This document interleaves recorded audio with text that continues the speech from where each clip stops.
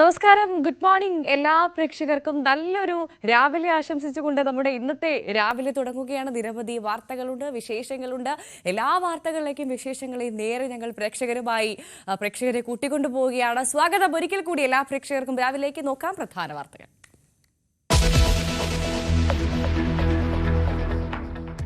അല്ലു അർജുൻ ഫഹദ് ഫാസിൽ ചിത്രം പുഷ്പ 2 റിലീസിനിടെ ദുരന്തം.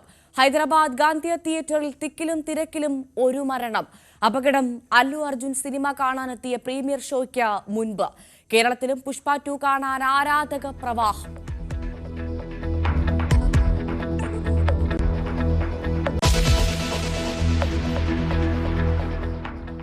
അനിശ്ചിതത്വങ്ങൾക്കും തർക്കത്തിനും അവസാനം. ദേവേന്ദ്ര ഫട്നാവിസ് ഇന്ന് മഹാരാഷ്ട്ര മുഖ്യമന്ത്രിയാകും. സത്യപ്രതിജ്ഞ വൈകിട്ട് 5:30 മുംബൈ ആസാദ് മൈതാനത്ത്. പ്രധാനമന്ത്രി ചടങ്ങിൽ പങ്കെടുക്കും.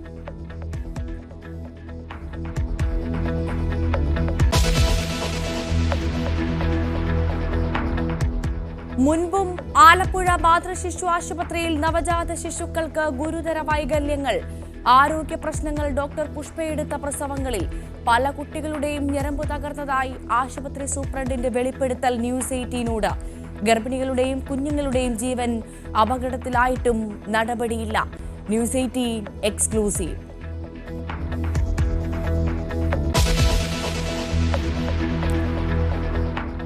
സിൽവർ ലൈൻ വരാനുള്ള സാധ്യത ഇന്നറിയാം. ദക്ഷിണ റെയിൽവേ ഉദ്യോഗസ്ഥരും കേരള പ്രതിനിധികളും തമ്മിലുള്ള ചർച്ച ഇന്ന് കൊച്ചിയിൽ.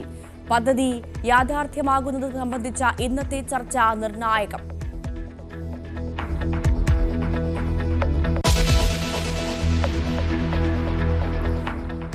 ക്രിസ്മസിന് ഇക്കുറിയും നാട്ടിലെത്താൻ മറുനാട്ടിലെ മലയാളികൾ കഷ്ടപ്പെടും. ട്രെയിനുകളിലെ റിസർവേഷൻ തീർന്നു. ബസ് നിരക്ക് കുത്തനെ കൂട്ടി ഓപ്പറേറ്റർമാർ. പ്രതീക്ഷ KSRTCയിൽ. സ്പെഷ്യൽ സർവീസുകളില്ലെങ്കിൽ നാട്ടിലേക്ക് വരേണ്ടവർ പെരുവഴിയിലാകും.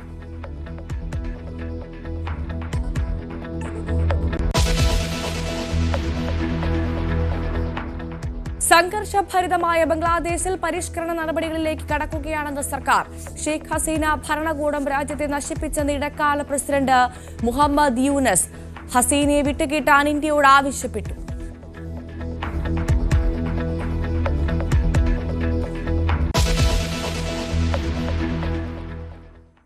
ഒരിക്കൽ കൂടി എല്ലാ പ്രേക്ഷകരെയും സ്വാഗതം ചെയ്യുകയാണ് രാവിലെയിലേക്ക്. നമുക്ക് വിശദമായി തന്നെ വാർത്തകളും വിശേഷങ്ങളും ഒക്കെ പരിശോധിക്കാം. ആദ്യം പുഷ്പ 2 റിലീസിനിടെ തിക്കിലും തിരക്കിലും പെട്ട് ഒരു മരണം എന്നുള്ള ദാരുണമായ വാർത്തയിലേക്കാണ് ആദ്യം തന്നെ കടക്കുന്നത്. ഹൈദരാബാദിലെ സാന്ധ്യ തിയേറ്ററിലാണ് അപകടം. ദിൽസുഖ്നഗർ സ്വദേശി രേവതിയാണ് മരിച്ചത്. ഭർത്താവ് ഭാസ്കറിനും 2 മക്കൾക്കും പരിക്കേറ്റു. അല്ലു അർജുൻ പങ്കെടുത്ത പ്രീമിയർ ഷോയ്ക്കിടെയായിരുന്നു സംഭവം. പുലർച്ചെ 4-ന് കേരളത്തിലെ തിയേറ്ററുകളിലേക്ക് ആദ്യ ഷോയ്ക്ക് ഫാൻസിന്റെ തിരക്കാണ്. MS ഹരികൃഷ്ണൻ ഏരീസ് പ്ലക്സ് തിയേറ്ററിൽ നിന്നും, ഒപ്പം നവമി ദിനേശ എറണാകുളത്തു നിന്നും ചേരും. ആദ്യം ഹരികൃഷ്ണനിലേക്കാണ് പോകുന്നത്. ഹരി, നമുക്ക് സിനിമയുടെ വിശേഷങ്ങളിലേക്ക് എത്താം. അതിനു മുൻപ് നമ്മൾ ഏറെ വേദനിപ്പിച്ചത് ഇന്നലെ രാത്രി ഹൈദരാബാദിൽ ഒരു മരണം സംഭവിച്ചു. അതും ഈ പുഷ്പ 2 റിലീസിനിടെ തിക്കിലും തിരക്കിലും പെട്ടാണ് ഒരു മരണം അവിടെ നടന്നതെന്നാണ്. ഒരു സ്ത്രീയാണ് മരിച്ചത്. അപ്പോൾ നമുക്ക് ഊഹിക്കാൻ സാധിക്കും എത്രമാത്രം വലിയ തിരക്കായിരിക്കും അവിടെ ഉണ്ടായിട്ടുണ്ടാവുക എന്നത്. ഒരു സിനിമയുടെ റിലീസ് ഒരു ദാരുണമായ സംഭവത്തിലേക്ക് കടക്കുക എന്നത് ഏറെ വേദനിപ്പിക്കുന്ന ഒന്നാണ്. നമുക്ക് ആദ്യം ആ ദൃശ്യങ്ങളിലേക്ക് കടക്കാം. അതിനുശേഷം ഞാൻ ഹരിയിലേക്ക് എത്താം.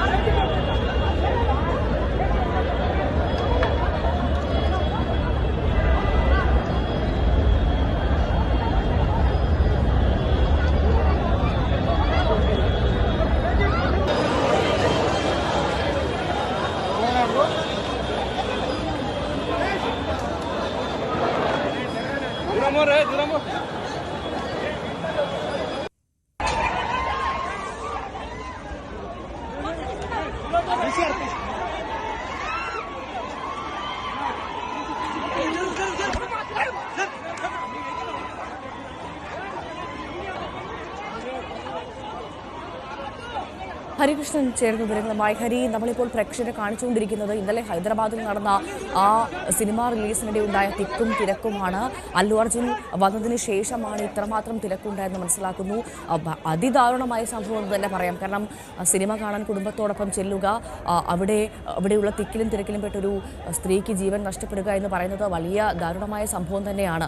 യഥാർത്ഥത്തിൽ എന്തായിരുന്നു സംഭവിച്ചത് ഇത്രമാത്രം തിരക്കുണ്ടാവാൻ, ഹരി?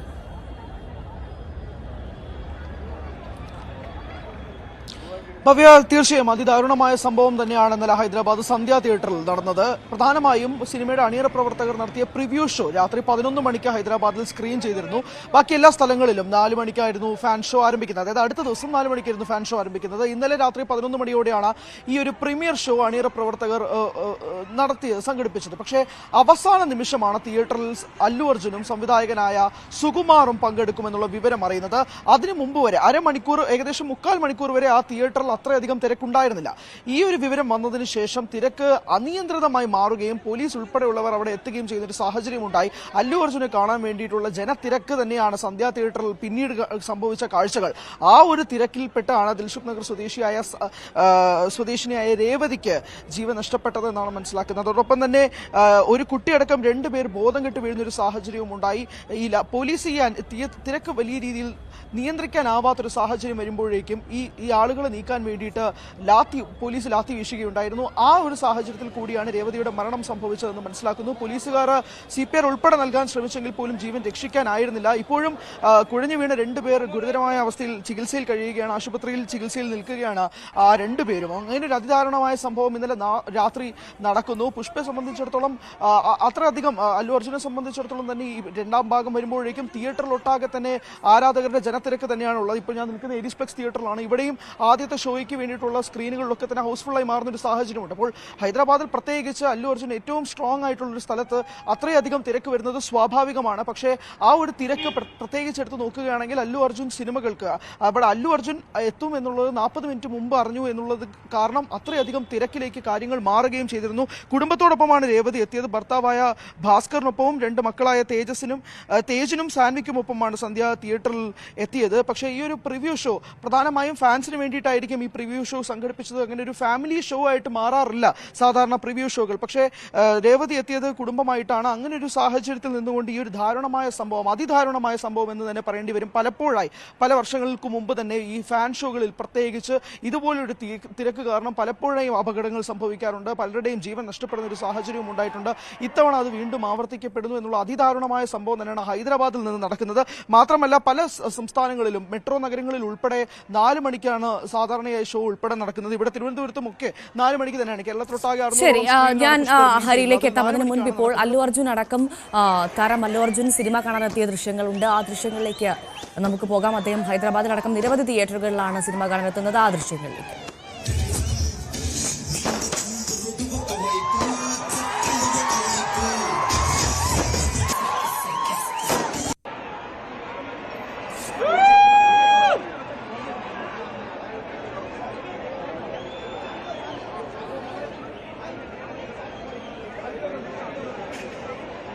लागत पड़े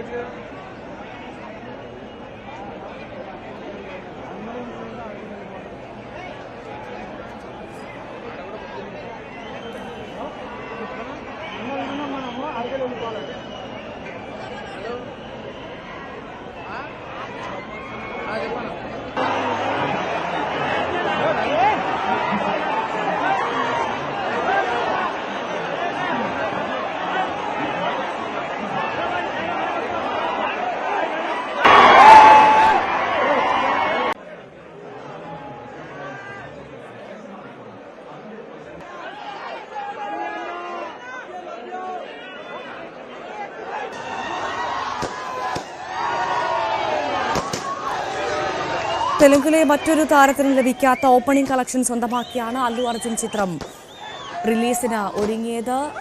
ഏറ്റവും പ്രധാനമായി നമുക്കിനി കൊച്ചിയിലേക്ക് പോകണം. ഹരി ദയവായി തുടരുക. തിരുവനന്തപുരത്ത് ഞാൻ ഹരിയിലേക്ക് എത്താം. അതിനു മുൻപ് നേരെ നമ്മൾ കൊച്ചിയിലേക്കാണ് പോകുന്നത്. നവമി ദിനേശ് ചേരും വിവരങ്ങളുമായി കൊച്ചിയിൽ നിന്ന്. നവമി, കേരളത്തിലുടനീളം 500-ലധികം തിയേറ്ററുകളിലാണ് സിനിമ പുഷ്പ 2 ഇന്ന് റിലീസ് ചെയ്യുന്നത്. അപ്പോൾ കൊച്ചിയിലും വലിയ ആരാധക പ്രവാഹമുണ്ട്. അല്ലു അർജുൻ എന്ന കാര്യത്തിൽ സംശയമില്ല. വലിയ തിരക്കാണോ നവമി നിൽക്കുന്ന തിയേറ്ററിലുള്ളത്? അവിടെ ഹൗസ്ഫുൾ ആണോ?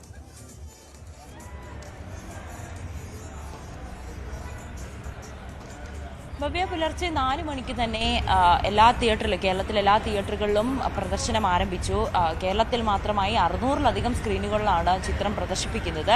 അല്ലു അർജുൻ്റെ കരിയറിലെ തന്നെ ദി ബെസ്റ്റ് എന്ന് പറയാവുന്ന ഒരു ചിത്രം തന്നെയായിരുന്നു പുഷ്പ. അതിന് അദ്ദേഹത്തിന് നാഷണൽ അവാർഡ് വരെ ലഭിച്ചു. അതിൻ്റെ 2ാം ഭാഗം ഇറങ്ങുമ്പോൾ പോലും ആരാധകർ അത്രയേറെ ആകാംക്ഷയോടെ കാത്തിരിക്കുന്നത് ഒന്നാണ്. പ്രത്യേകിച്ച് പുഷ്പയുടെ ആ ഒരു ലുക്ക് അത് ഏത് വിധത്തിലാണെന്നൊക്കെ നമുക്കറിയാം. ഒപ്പം നമ്മളെയൊക്കെ അഭിമാനമായി മാറിയ ഫഹദ് ഫാസിലും ഈ അല്ലു അർജുനൊപ്പം തന്നെ മറ്റൊരു പ്രധാന കഥാപാത്രമായി എത്തുന്നത് നമുക്ക് വലിയൊരു അഭിമാനം തന്നെയാണ്. എന്തായാലും ഈ സിനിമ ഇപ്പോൾ അല്പസമയത്തിനുള്ളിൽ തന്നെ അവസാനിക്കും. 3 മണിക്കൂറാണ് സിനിമയുള്ളത്.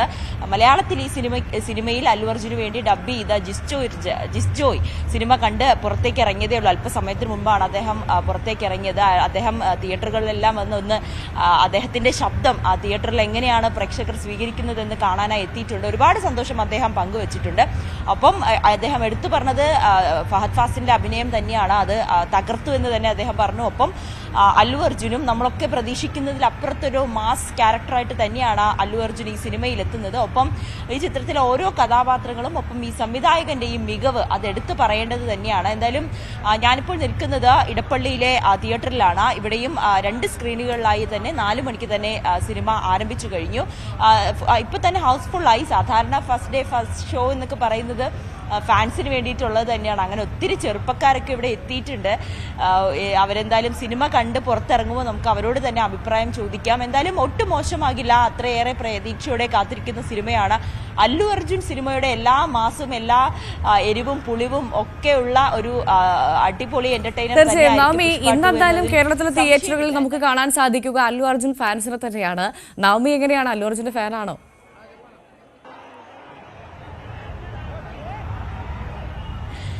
ഭവ്യ, ഞാൻ പണ്ട് അല്ലു അർജുന്റെ ഫാനായിരുന്നു. അറിയാലോ, നമ്മുടെയൊക്കെ കുറച്ച് ചെറുപ്പകാലത്ത് ആര്യയും ബണ്ണിയൊക്കെ ഇറങ്ങുന്ന സമയത്തൊക്കെ അല്ലു അർജുന് ഭയങ്കര ക്രഷായിരുന്നു, ഭയങ്കര ഇഷ്ടമായിരുന്നു.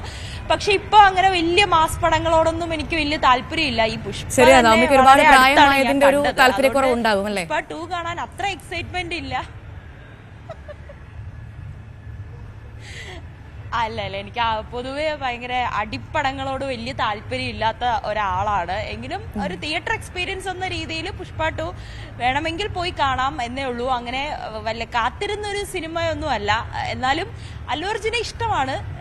വഴിയെ കാണാം. ഇനിയിപ്പോൾ ആദ്യത്തെ ആഴ്ചകളിലൊക്കെ എന്തായാലും വലിയ രീതിയിൽ ഫാൻസിന്റെ തിരക്കായിരിക്കും. ടിക്കറ്റൊക്കെ ഇപ്പൊ തന്നെ എല്ലായിടത്തും ഒരാഴ്ചക്കുള്ളിൽ ഫില്ലായിട്ടുണ്ട്. വീക്കെൻഡും കൂടി വരികയാണ്. അപ്പോൾ എന്തായാലും ഇതൊക്കെ കഴിഞ്ഞ് ഇതിന്റെ ഒരു തിരക്കൊക്കെ കഴിഞ്ഞിട്ട് പതുക്കെ പോയി കാണാമെന്ന് തീരുമാനിച്ചിരിക്കുകയാണ്. എന്തായാലും അല്ലു അർജുന്റെ ഫാൻസിനെ സംബന്ധിച്ച് അവർക്ക് ഞാൻ ഈ പറയുന്നത് ഇഷ്ടപ്പെടില്ല. എന്നാലും ക്ഷമിക്കുക. അല്ലു അർജുന്റെ ഫാൻസ് 4 മണിക്ക് തന്നെ ഇവിടെ എത്തി. സിനിമ കാണുന്നവരുണ്ട്, വീണ്ടും വീണ്ടും കാണുന്നവരുണ്ടാകും. എന്നാലും അല്പസമയത്തിനുള്ളിൽ തന്നെ ഫസ്റ്റ് ഷോ കഴിഞ്ഞ് പ്രേക്ഷകർ ഇറങ്ങി വരും. അപ്പോൾ നമുക്ക് അവരോട് തന്നെ ഇതിന്റെ കൂടുതൽ വിശേഷങ്ങളും പ്രതീക്ഷകളും ചോദിക്കാം. തീർച്ചയായും. എന്തായാലും ഫസ്റ്റ് ഷോ കഴിഞ്ഞ് ഉടൻ തന്നെ കൊച്ചിയിൽ നിന്ന് ആളുകൾ ഇറങ്ങും. അപ്പോൾ നമുക്ക് അവരിലേക്ക് എത്താം. ഞാൻ നവമിയിലേക്ക് എത്താം. നമ്മൾ നേരെ ഇനി വീണ്ടും ഹരികൃഷ്ണനിലേക്ക് തന്നെ പോവുകയാണ്. ഹരി തിരുവനന്തപുരത്തുണ്ട്. ഹരി, എന്തായാലും ഹരി സിനിമ റിപ്പോർട്ട് ചെയ്യാൻ പോയ ആളെന്ന നിലയിൽ അപ്പുറത്തേക്ക് വലിയൊരു സിനിമ ആരാധകൻ കൂടിയാണ്. അപ്പോൾ ഈ കിട്ടിയ ഇടവേളയിൽ സിനിമ പുഷ്പ 2 കണ്ടിട്ടുമുണ്ട്. ഇറങ്ങിയതിന് ശേഷമാണ് റിപ്പോർട്ടിങ്ങിന് ഇറങ്ങിയത്. അപ്പോൾ ഇതുവരെ കണ്ടതിൽ നിന്ന് എങ്ങനെയുണ്ട് സിനിമ? ഞങ്ങളൊക്കെ പോയി ഉടൻ തന്നെ പോയി കാണണമോ? എന്താണ് ഹരിയുടെ ഒരു അഭിപ്രായം?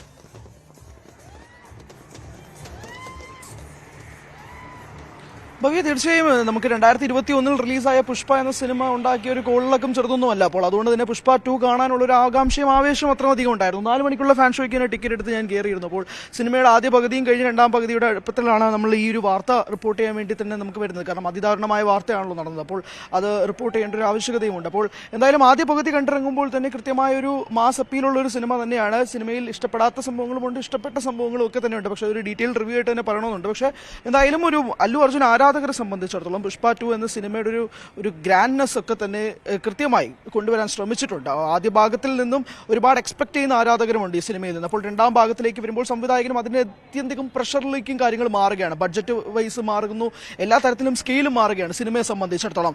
ഓവറോൾ മാർക്കറ്റ് തന്നെ മാറുന്നു. അതുകൊണ്ട് തന്നെയാണ് നമ്മളിപ്പോൾ കണക്കുകൾ സൂചിപ്പിക്കുകയാണെങ്കിൽ പ്രീ സെയിൽ ബുക്കിംഗ്, അതായത് ചിത്രത്തിന് റിലീസിന് തൊട്ട് മുന്നേ വരെയുള്ള ബുക്കിംഗ് എടുത്ത് നോക്കിയാൽ ബാക്കിയുള്ള സിനിമകളുടെ ഒക്കെ റെക്കോർഡുകൾ തിരുത്തിക്കുറിച്ചുകൊണ്ടാണ് പുഷ്പ 2 എത്തുന്നത്. അതായത് ലിയോയുടെ റെക്കോർഡ് പൊട്ടിക്കുന്നു, ഗദർ ബോളിവുഡ് സിനിമയായ ഗദറിന്റെ റെക്കോർഡ് തിരുത്തിക്കുറിക്കുന്നു, KGF ചാപ്റ്റർ 2ന്റെ റെക്കോർഡുകൾ മാറുന്നു, ബാഹുബലി 2യുടെ റെക്കോർഡ് മാറുന്നു. അങ്ങനെ റെക്കോർഡുകൾ മാറ്റിക്കുറിച്ചുകൊണ്ടാണ് പുഷ്പയുടെ റിലീസ് തന്നെ എത്തുന്നത്. അപ്പോൾ പ്രധാനമായും 3Dയുടെ കാര്യം കൂടി ഒന്ന് സൂചിപ്പിക്കേണ്ടതുണ്ട്. കാരണം 3D സ്ക്രീനുകൾ പ്രതീക്ഷിച്ച് പോകുന്ന ആളുകൾക്ക് ഒരാഴ്ചയും കൂടി കാത്തിരിക്കേണ്ടി വരും. സിനിമയുടെ അണിയറ പ്രവർത്തകർ പറയുന്ന ഏറ്റവും പ്രധാനപ്പെട്ട കാര്യം ആദ്യത്തെ ആഴ്ചകളിൽ തന്നെ 3D സ്ക്രീൻസ് കൂടി ഉണ്ടാകുമെന്ന് അറിയിച്ചിരുന്നതാണ്. പക്ഷേ അത് ഡിലേ ആവും, അത് വൈകും.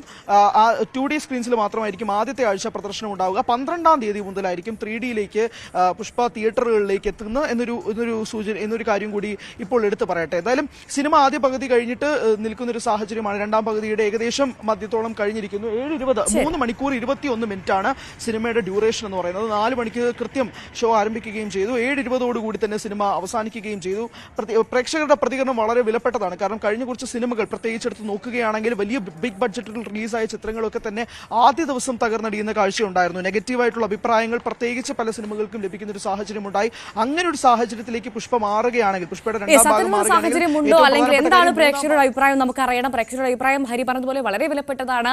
നമുക്ക് അഭിപ്രായം പറയാം. എന്തായാലും ഒരു 7:20 ഇപ്പോൾ സമയം 7:15 7:20 പ്രേക്ഷകർ സിനിമ കഴിഞ്ഞ് പുറത്തേക്ക് ഇറങ്ങും. അവരുടെ അഭിപ്രായങ്ങൾ നമുക്ക് തേടാം. ഹരിയിലേക്കും നവമിയിലേക്കും ഒക്കെ എത്താം. എന്തായാലും നമ്മൾ കാത്തിരിക്കുകയാണ് അല്ലു അർജുൻ ചിത്രത്തിന്റെ ആളുകളുടെ അഭിപ്രായം, പ്രേക്ഷകരുടെ അഭിപ്രായം എന്താണ് എന്ന്. അടുത്ത സൂപ്പർ ഹിറ്റ് ആണോ എന്നൊക്കെ നമുക്ക് അല്പസമയത്തിനകം അറിയാം. എന്തായാലും 7 സംസ്ഥാന ചലച്ചിത്ര പുരസ്കാരവും 2 ദേശീയ പുരസ്കാരവും നേടിയ ചിത്രമാണ് പുഷ്പ.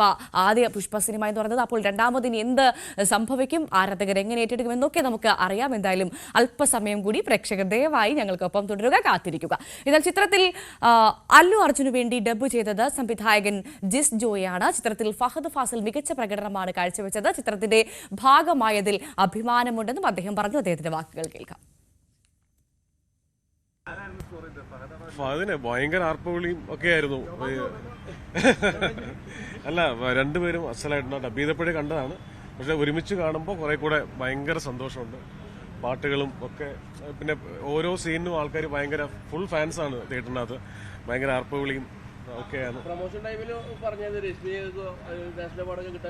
അല്ല, അങ്ങനെ പറഞ്ഞിട്ടില്ല. ഞാൻ പറഞ്ഞ അവരുടെ ഓക്കെ നല്ല രശ്മിക നന്നായിട്ടുണ്ട്, വളരെ നന്നായിട്ടുണ്ട്. എല്ലാം ഭയങ്കര സുകുമാർ സാറിന്റെ ഡയറക്ഷനാണ് ഏറ്റവും രസകരമായിട്ട് തോന്നിയത്. ഭയങ്കര അടിപൊളിയായിട്ടുണ്ട്. പുഷ്പ 3 അവർ ഉണ്ടെന്നാണല്ലോ പറയുന്നത്. എനിക്കും അത്രേ അറിയുള്ളൂ. ഇല്ല, ഇതിൽ കാണിച്ചിട്ടില്ല. ഒരു പ്രത്യേക നിങ്ങൾ പടം കാണും. അപ്പോൾ ഞാൻ കൂടുതൽ സ്പോയിലേഴ്സ് പറയുന്നില്ല. ഫസ്റ്റ് ഷോ കഴിഞ്ഞിട്ടുള്ളൂ. കൊണ്ടുപോട്ടെ, നമ്മളെല്ലാം വർക്ക് ചെയ്ത പടമല്ലേ, കൊണ്ടുപോട്ടെ. ഡബിംഗ് തിയേറ്ററിൽ കണ്ടതിനേക്കാൾ കൂടുതൽ എഫക്റ്റിലാണ് തിയേറ്ററിൽ വന്നിരിക്കുന്നത്. പാട്ടും ഫൈറ്റും എല്ലാം, കൊറിയോഗ്രാഫിയും ഇമോഷൻസും ഒക്കെ നന്നായിട്ടുണ്ട്. എനിക്ക് ഭയങ്കര രസമായിട്ട് തോന്നി പടം. അടിപൊളിയായിട്ട് തോന്നി. എന്തോ ആ സ്പോയിലേഴ്സ് ഒന്നും ഞാൻ പറയുന്നില്ല, നിങ്ങൾ പടം കാണും. ഫഹദിനെ കുറിച്ച് പറയേണ്ട കാര്യമില്ല. ഞാൻ നേരത്തെ അന്ന് ഡബിംഗ് കഴിഞ്ഞപ്പോഴേ പറഞ്ഞാണ് അസലായിട്ടുണ്ട് എന്നുള്ളത്. ഫഹദ് നമ്മുടെ അഭിമാനമാണ്, ചങ്കാണ്. പുഷ്പ എന്നാൽ വൈൽഡ് ഫയർ ആവട്ടെ, ഇന്റർനാഷണൽ ആവട്ടെ, അല്ലേ? അതെ, എന്തായാലും പുഷ്പ ഫയർ ആകുമോ എന്നൊക്കെ നമുക്ക് അല്പസമയത്തിനകം അറിയാം. ജിസ്റ്റോയുടെ വാക്കുകളാണ് കേട്ടത്. അദ്ദേഹം എന്തായാലും വലിയ എക്സൈറ്റ്മെന്റിലാണ്. പ്രേക്ഷകർ അത്തരത്തിൽ എക്സൈറ്റ്മെന്റ് ഉണ്ടോ എന്നൊക്കെ കാത്തിരുന്ന് കാണാം. എന്തായാലും ഈ 1 മണിക്കൂറിനിടെ ബുക്ക് മൈ ഷോ എന്ന ആപ്പിലടക്കം 12,000-ലധികം ടിക്കറ്റുകളാണ് വിറ്റുപോയതെന്ന് അറിയുമ്പോൾ ആരാധകർ കാത്തിരിക്കുകയാണ്, പ്രേക്ഷകർ കാത്തിരിക്കുകയാണ്. തിയേറ്ററിൽ പോയി സിനിമ കാണേണ്ട കാര്യത്തിൽ സംശയമില്ല. എന്തായാലും നമുക്ക് ഈ വാർത്തയിലേക്കും വിശേഷങ്ങളിലേക്കും എത്താം. അതിന് മുൻപ് മറ്റ് പ്രധാനപ്പെട്ട വാർത്തകളുണ്ട്. അതിനുശേഷം നമുക്ക് തിരിച്ച് വീണ്ടും തിയേറ്ററുകളിലേക്ക് തന്നെ എത്താം. മഹാരാഷ്ട്രയിൽ പുതിയ മഹായുതി സർക്കാർ ഇന്ന് സത്യപ്രതിജ്ഞ ചെയ്ത് അധികാരമേൽക്കും. വൈകുന്നേരം 5:30 മുംബൈയിലെ ആസാദ് മൈതാനിയിലാണ് ചടങ്ങുകൾ നടക്കുക. പ്രധാനമന്ത്രി നരേന്ദ്രമോദി ചടങ്ങിൽ പങ്കെടുക്കും. മേ പുണ്യായേൻ, ഞാൻ തിരിച്ചുവരും. 2019 ദേവേന്ദ്ര ഫട്നവിസ് BJPയുടെ പാർട്ടി റാലികളിൽ ഗർജിച്ചു. വാക്കുപാലിക്കുകയാണ് മഹാരാഷ്ട്രയുടെ പ്രിയപ്പെട്ട ദേവബാബു. ദേവേന്ദ്ര ഫട്നവിസ് 3ാം തവണ മഹാരാഷ്ട്ര മുഖ്യമന്ത്രിയായി ഇന്ന് സത്യപ്രതിജ്ഞ ചെയ്ത് ചുമതലയേൽക്കും. മഹാരാഷ്ട്രയിൽ നല്ല ഭരണം ഉറപ്പാക്കാൻ എല്ലാ തീരുമാനങ്ങളും കൂട്ടായി എടുക്കുമെന്ന് പ്രഖ്യാപനം. മഹാരാഷ്ട്രയിലെ BJPയുടെ എക്കാലത്തെയും വലിയ വിജയത്തിൻ്റെ ശില്പിയാണ് ഫട്നവിസ്. BJP സ്ഥാനാർത്ഥികൾ മത്സരിച്ച 149 സീറ്റുകളിൽ 132 വിജയമുറപ്പാക്കി. ശക്തമായ RSS പിന്തുണയുള്ള ദേവേന്ദ്ര ഫട്നവിസ് 2014 തൻ്റെ 44-ാം വയസ്സിലാണ് ആദ്യമായി മുഖ്യമന്ത്രിയാകുന്നത്. ശരത് പവാറിന് ശേഷം ഏറ്റവും പ്രായം കുറഞ്ഞ മുഖ്യമന്ത്രി. അന്ന് അവിഭക്ത ശിവസേനയുമായി BJP സഖ്യത്തിലായിരുന്നു. 2019 നിയമസഭാ തെരഞ്ഞെടുപ്പിന് ശേഷം മുഖ്യമന്ത്രി സ്ഥാനത്തെ ചൊല്ലി തർക്കം രൂക്ഷമായി. ശിവസേന സഖ്യത്തിൽ നിന്ന് പിന്മാറി. BJP അജിത് പവാറുമായി കൈകോർത്തു. ഫട്നവിസ് മുഖ്യമന്ത്രിയായും അജിത് പവാർ ഉപമുഖ്യമന്ത്രിയുമായും സത്യപ്രതിജ്ഞ ചെയ്തു. എന്നാൽ സർക്കാരിൻ്റെ ആയുസ് നീണ്ടത് 80 മണിക്കൂറുകൾ മാത്രം. അജിത് പവാർ NCPയിലേക്ക് മടങ്ങി. പക്ഷേ മാസങ്ങൾക്കുള്ളിൽ മഹാവികാസ് അഘാഡിയിൽ ഏക്നാഥ് ഷിൻഡെ കലാപക്കൊടി ഉയർത്തി. ആ സർക്കാരിൻ്റെ തകർച്ച ഫട്നവിസിന് പുതിയ പ്രതീക്ഷകൾ നൽകി. 2022 വീണ്ടും മുഖ്യമന്ത്രിയാകുമെന്ന് കണക്കുകൂട്ടി. പക്ഷേ ഏക്നാഥ് ഷിൻഡെയുടെ കീഴിൽ ഉപമുഖ്യമന്ത്രിയാകാൻ സമ്മതിക്കേണ്ടി വന്നു. അഖില ഭാരതീയ വിദ്യാർത്ഥി പരിഷത്തിൻ്റെ അംഗമായിയാണ് ഫട്നവിസ് പൊതുപ്രവർത്തനത്തിൽ ആദ്യം സ്വയം അടയാളപ്പെടുത്തുന്നത്. 1992 തൻ്റെ 22ാമത്തെ വയസ്സിൽ നാഗ്പൂർ മുനിസിപ്പൽ കോർപ്പറേഷൻ മെമ്പറായി. പിന്നെ അവിടുത്തെ ഏറ്റവും പ്രായം കുറഞ്ഞ മേയറായി. നിലത്ത് ചെവിയും ചക്രവാളത്തിൽ കണ്ണുമുള്ള രാഷ്ട്രീയ ചാണക്യൻ എന്ന് BJP വിശേഷിപ്പിക്കുന്ന ഈ 54-കാരന് മഹായുതിയെ ഭദ്രമായി മുന്നോട്ട് കൊണ്ടുപോകാനാകുമോ എന്നാണ് ഇനി എല്ലാവരും ഉറ്റുനോക്കുക. National desk, News 18. കേരളിന് ജീവൻ വയ്ക്കുമോ?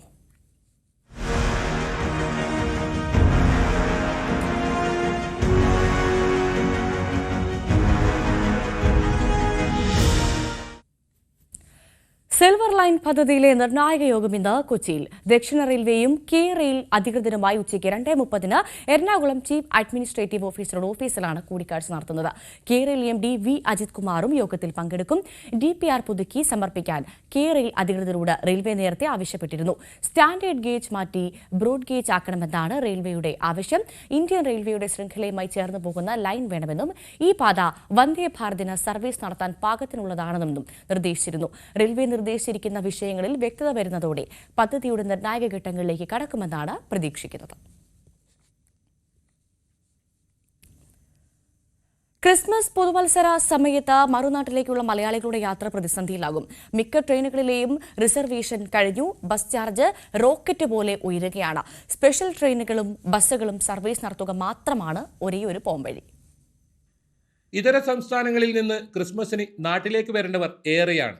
ഇപ്പോഴേ ബംഗളൂരു, മൈസൂരു, ചെന്നൈ, ഡൽഹി, മുംബൈ, ഹൈദരാബാദ് തുടങ്ങിയ സ്ഥലങ്ങളിൽ നിന്നുള്ള ട്രെയിനുകളിലൊന്നും ഡിസംബർ 20 ശേഷം ടിക്കറ്റ് ബാക്കിയില്ല.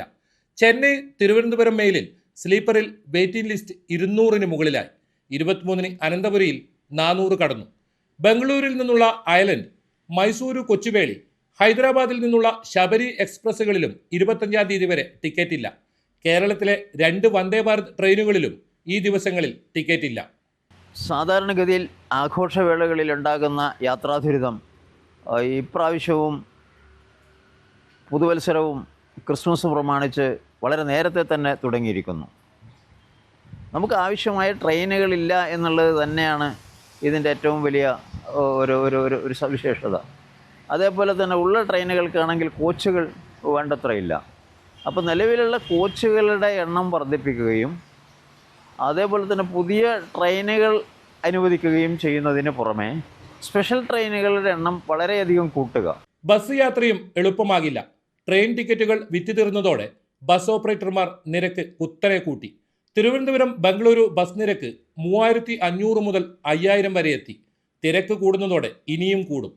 ശബരിമല സീസൺ കൂടിയായതോടെ കൂടുതൽ ട്രെയിൻ, ബസ് സർവീസുകൾ നടത്തിയാൽ മാത്രമേ കീശ കാലിയാകാതെ മലയാളിക്ക് ക്രിസ്മസ് ആഘോഷിക്കാൻ വീടുകളിലെത്താൻ പറ്റൂ. KSRTCയും കർണാടക RTCയും കൂടുതൽ സർവീസ് നടത്തുമെന്ന പ്രതീക്ഷയിലാണ് മലയാളികൾ. KV Baiju, news 18, Kasaragod.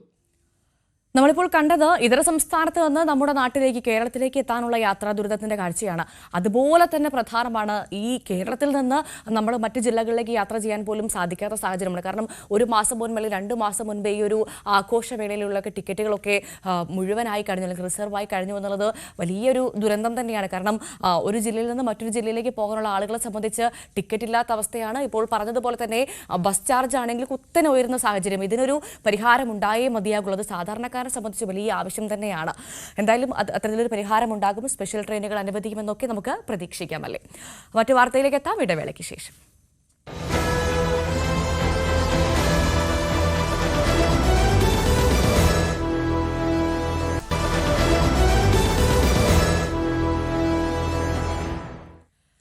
സ്വാഗതം ചെയ്യുകയാണ് എല്ലാ പ്രേക്ഷകരെയും ഒരിക്കൽ കൂടി രാവിലെയിലേക്ക്. നമ്മൾ നിരവധി വാർത്തകളുമായി വിശേഷങ്ങളുമായി ഇങ്ങനെ മുന്നോട്ട് പോയിക്കൊണ്ടിരിക്കുകയാണ്. പ്രേക്ഷകർ എന്തായാലും ന്യൂസ് 18 തുടരുക. നമ്മൾ വാർത്തകളിലേക്ക് കടക്കുകയാണ്. യൂറോപ്യൻ സ്പേസ് ഏജൻസിയുടെയും ഇസ്രോയുടെയും സംയുക്ത മിഷനായ പ്രോഗ്രാം 3 വിക്ഷേപണം ഇന്ന് വൈകിട്ട് 4:12 ആന്ധ്ര ശ്രീഹരിക്കോട്ടയിലെ സതീഷ് ധവാൻ സ്പേസ് സെന്ററിൽ നിന്നാണ് പ്രോബ 3 വിക്ഷേപിക്കുന്നത്. ഇന്നലെ നടക്കാനിരുന്ന ദൗത്യം ചില സാങ്കേതിക കാരണങ്ങളാൽ ഇന്നത്തേക്ക് മാറ്റുകയായിരുന്നു. സൂര്യന്റെ അന്തരീക്ഷത്തിലെ പ്രഭാവലയമായ കൊറോണയെക്കുറിച്ച് പഠിക്കാനാണ് പ്രോബ 3 മിഷൻ തയ്യാറാക്കിയിരിക്കുന്നത്. 2001 പ്രോബ 1 എന്ന മിഷനായി ESAയും ഇസ്രോയും ഒന്നിച്ചിരുന്നു. പ്രോബ 3 ഇന്ത്യയുടെ പോളാർ സാറ്റലൈറ്റ് ലോഞ്ച് വെഹിക്കിൾ അഥവാ PSLV പ്ലാറ്റ്ഫോമിന്റെ സഹായത്തോടെ ഭൂമിയിൽ നിന്ന് 60,000 കിലോമീറ്റർ ദൂരത്തേക്ക് സഞ്ചരിക്കും. ഒക്കുൾട്ടർ, കൊറോണഗ്രാഫ് എന്നിങ്ങനെ 2 സ്പേസ് ക്രാഫ്റ്റ് അടങ്ങുന്നതാണ് പ്രോബ 3. ഒക്കുൾട്ടർ സൂര്യന്റെ ശക്തമായ വെളിച്ചത്തെ എതിർക്കുമ്പോൾ കൊറോണഗ്രാഫ് കൊറോണയുടെ ചിത്രങ്ങൾ പകർത്തും. 19 മണിക്കൂർ ദൈർഘ്യമുള്ള ഓരോ പ്രദക്ഷിണത്തിലും ഇടതടവില്ലാതെ 6 മണിക്കൂർ വരെ ശാസ്ത്രജ്ഞർക്ക് കൊറോണ വീക്ഷിക്കാൻ കഴിയും. National desk, News 18. ബംഗ്ലാദേശ് സമഗ്രമായ പരിഷ്കരണങ്ങളിലേക്ക് നീങ്ങുകയാണെന്ന് ഇടക്കാല സർക്കാർ തലവൻ മുഹമ്മദ് യൂനസ്. ഷെയ്ഖ് ഹസീന ഭരണകൂടം രാജ്യത്തെ നശിപ്പിച്ചുവെന്നാണ് ഇടക്കാല സർക്കാരിന്റെ ആരോപണം. മുൻ പ്രധാനമന്ത്രി വിട്ടുകിട്ടാൻ ഇന്ത്യയോട് ഔപചാരികമായി ആവശ്യപ്പെടുന്നെന്നും ബംഗ്ലാദേശ് സർക്കാരിന്റെ മുഖ്യ ഉപദേഷ്ടാവ് വ്യക്തമാക്കി. തെരഞ്ഞെടുപ്പ് സമ്പ്രദായം, ഭരണഘടന, ജുഡീഷ്യറി തുടങ്ങിയ മേഖലകളിൽ പരിഷ്കാരം നടപ്പിലാക്കുന്നതിന് ബംഗ്ലാദേശിലെ ഇടക്കാല സർക്കാർ നിരവധി കമ്മീഷനുകൾ നിയോഗിച്ചിട്ടുണ്ടെന്ന് മുഖ്യ ഉപദേഷ്ടാവ് മുഹമ്മദ് യൂനസ് വ്യക്തമാക്കുന്നു.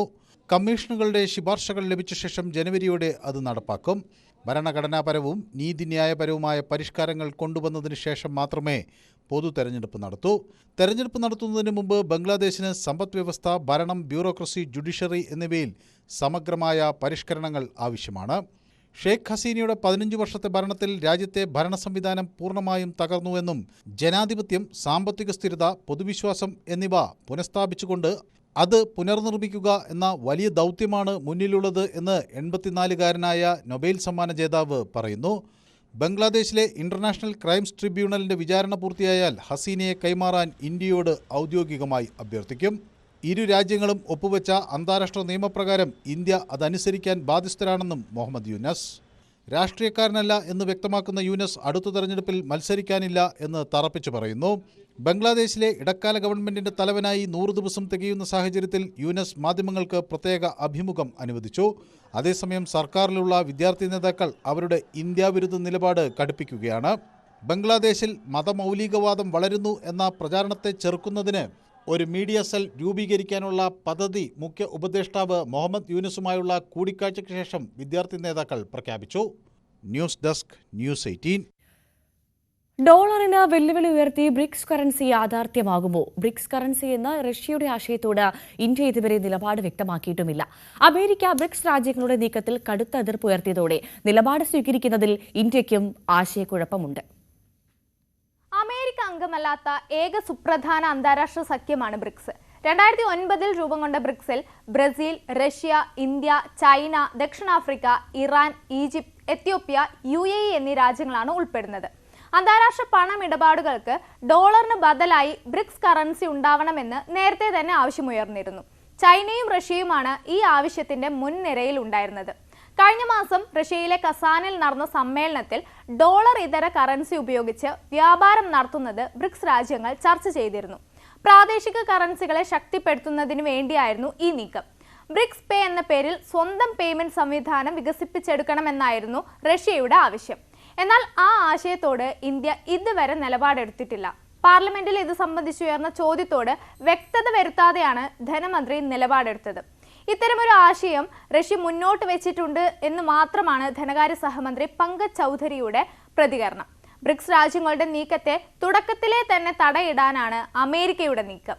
റഷ്യൻ പ്രസിഡന്റ് വ്ളാഡിമിർ പുടിൻ മുന്നോട്ട് വെച്ച ആശയത്തെ തുറന്നെതിർത്തത് അദ്ദേഹത്തിന്റെ പ്രതിയോഗി നിയുക്ത അമേരിക്കൻ പ്രസിഡന്റ് ഡൊണാൾഡ് ട്രംപ് തന്നെയാണ്. ഡോളറിനെ ഒഴിവാക്കിക്കൊണ്ടുള്ള ബ്രിക്സ് രാജ്യങ്ങളുടെ വ്യാപാര നീക്കങ്ങൾ അംഗീകരിക്കാൻ സാധിക്കില്ലെന്നും അങ്ങനെ ഉണ്ടായാൽ ബ്രിക്സ് രാജ്യങ്ങൾക്ക് ശക്തമായ തിരിച്ചടി ഉണ്ടാകുമെന്നും ട്രംപ് മുന്നറിയിപ്പ് നൽകി. റഷ്യയും ചൈനയുമായി സൗഹൃദ ബന്ധത്തിനൊരുങ്ങുന്ന ഇന്ത്യക്ക് ബ്രിക്സ് രാജ്യങ്ങൾക്കെതിരെ നിന്ന് അമേരിക്കക്ക് അനുകൂലമായി നിലപാടെടുക്കുക എളുപ്പമാവില്ല. അതേസമയം അമേരിക്കയെ പിണക്കുക എന്നതും ഇന്ത്യക്ക് എളുപ്പമല്ല. നമ്മൾ തുടക്കത്തിൽ പറഞ്ഞതുപോലെ നമ്മൾ ഇനി വീണ്ടും പോകുന്നത് പുഷ്പ 2 പ്രതികരണത്തിലേക്കാണ്. പ്രേക്ഷകർ സിനിമ കഴിഞ്ഞ് ആദ്യ ഷോ കഴിഞ്ഞിറങ്ങിയിട്ടുണ്ട്. നമുക്ക് നേരെ ഫാൻസ് തന്നെയാണ്, പക്ഷെ അവരുടെ അഭിപ്രായം ചോദിക്കാം. ഫാൻസ് തന്നെയാണല്ലോ ഒരു സിനിമ വിജയിപ്പിക്കുന്നതും തോൽപ്പിക്കുന്നതും ഒക്കെ. നമുക്ക് നേരെ ചോദിക്കാം ഫാൻസിൻ്റെ അടുത്ത്.